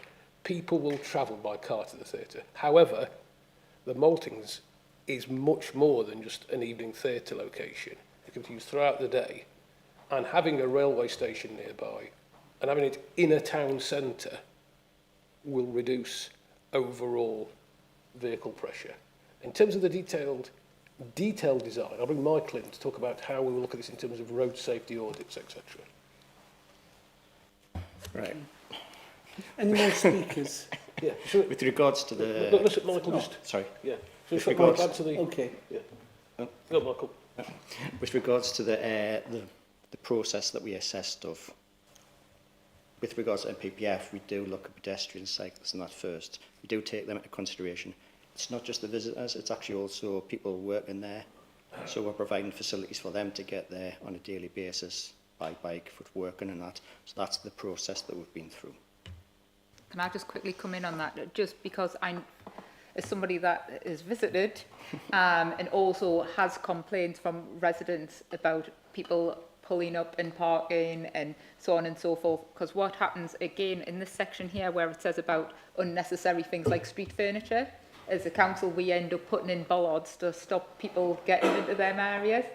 So it sort of counteracts itself in the long term. So I'm just, if we want it to be a usable, friendly space for people to be able to walk, cycle, get round, but then on the other hand, people will naturally gravitate and block the access for all the other residents. So then we end up putting bollards, restricted access, that then has a knock-on effect for everybody that's there all the time. So I wonder how it's going to be policed, because I think that some of it just... Sorry, can I just... Yeah, and this is probably one of the issues of knowing the site well. Is there is, at the moment, car parking in front of it, and the problems that you mooted would be playing out already with the existing... But we're expanding the number of people that will be using it as well, aren't we? So... We are, but there's ample parking spaces throughout Berwick itself, which can absorb that sort of parking.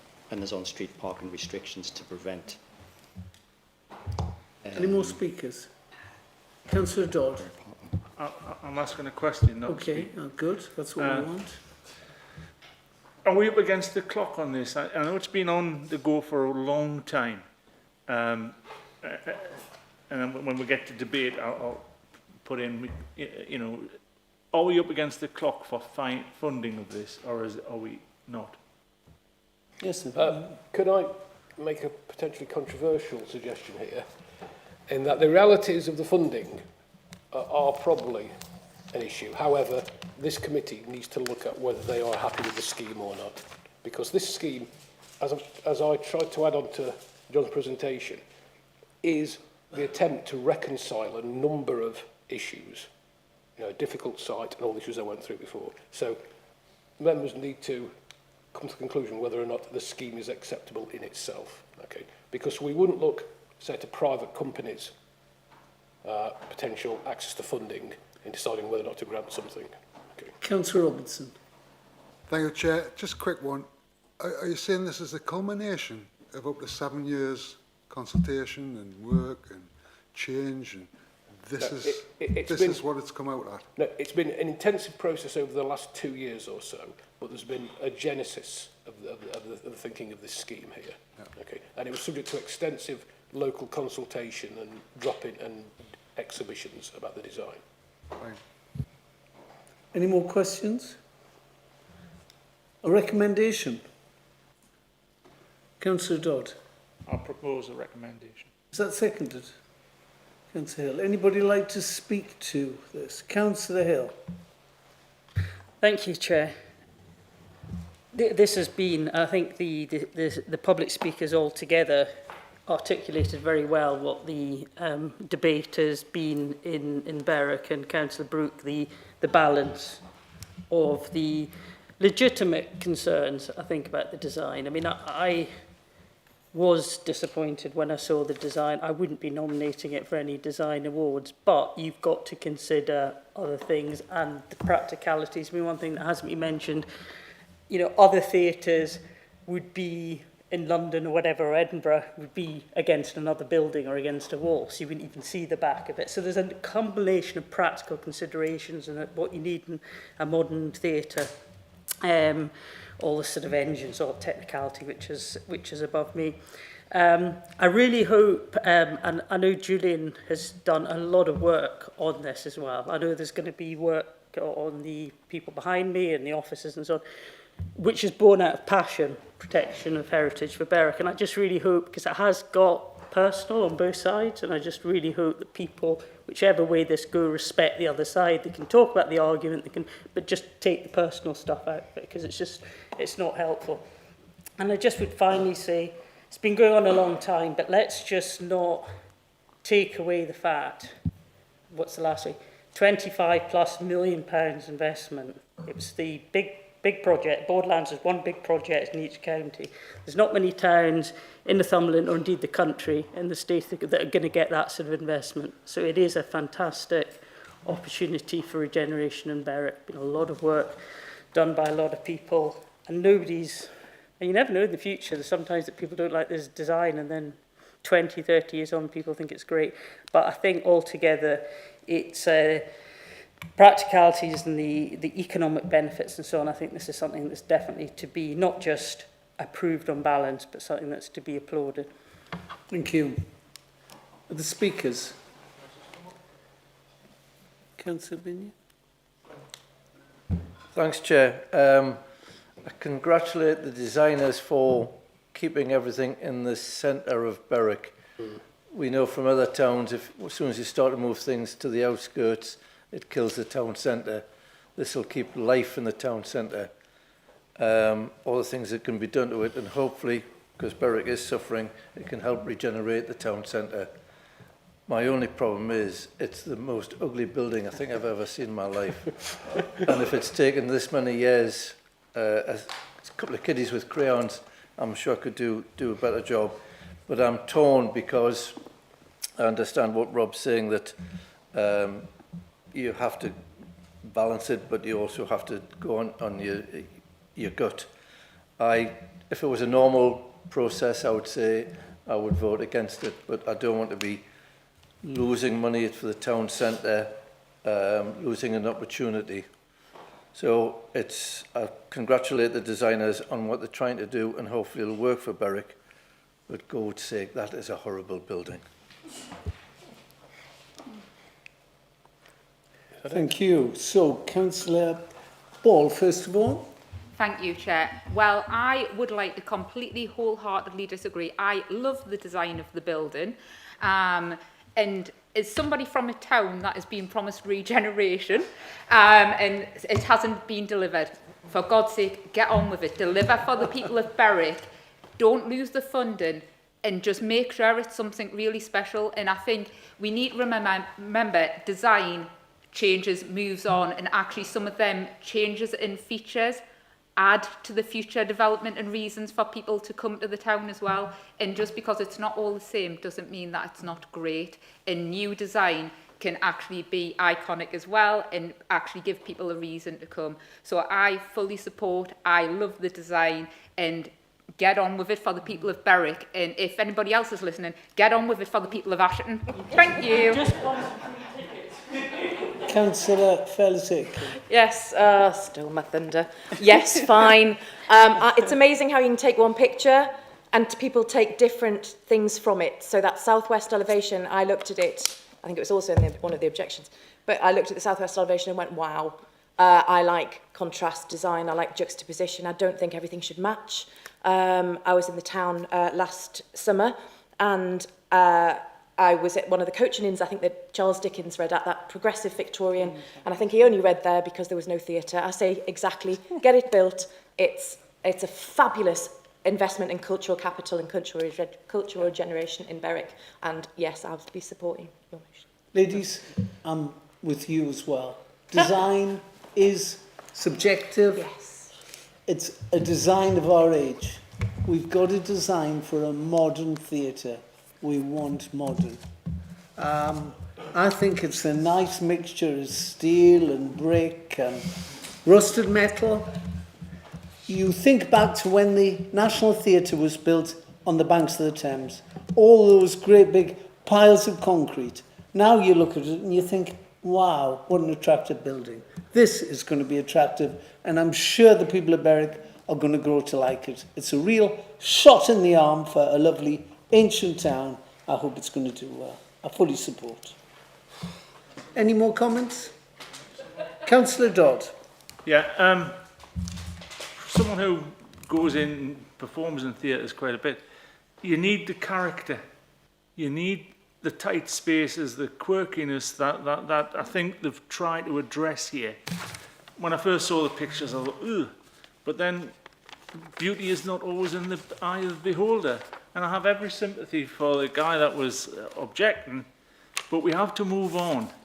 And you've got to remember that the majority of listed buildings we have today would never ever get planning permission today. And that's probably true. So I think it's time to move on. Berwick, it's been hanging around too long. What's going to happen? What's going to happen? I don't want to lose funding either. You know, people in theatres will work stuff out and find a way. So let's get on with it.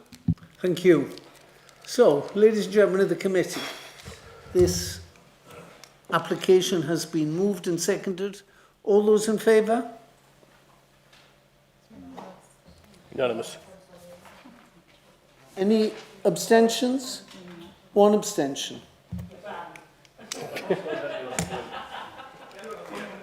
That application is passed. Ladies and gentlemen, thank you for your attendance this evening. I don't think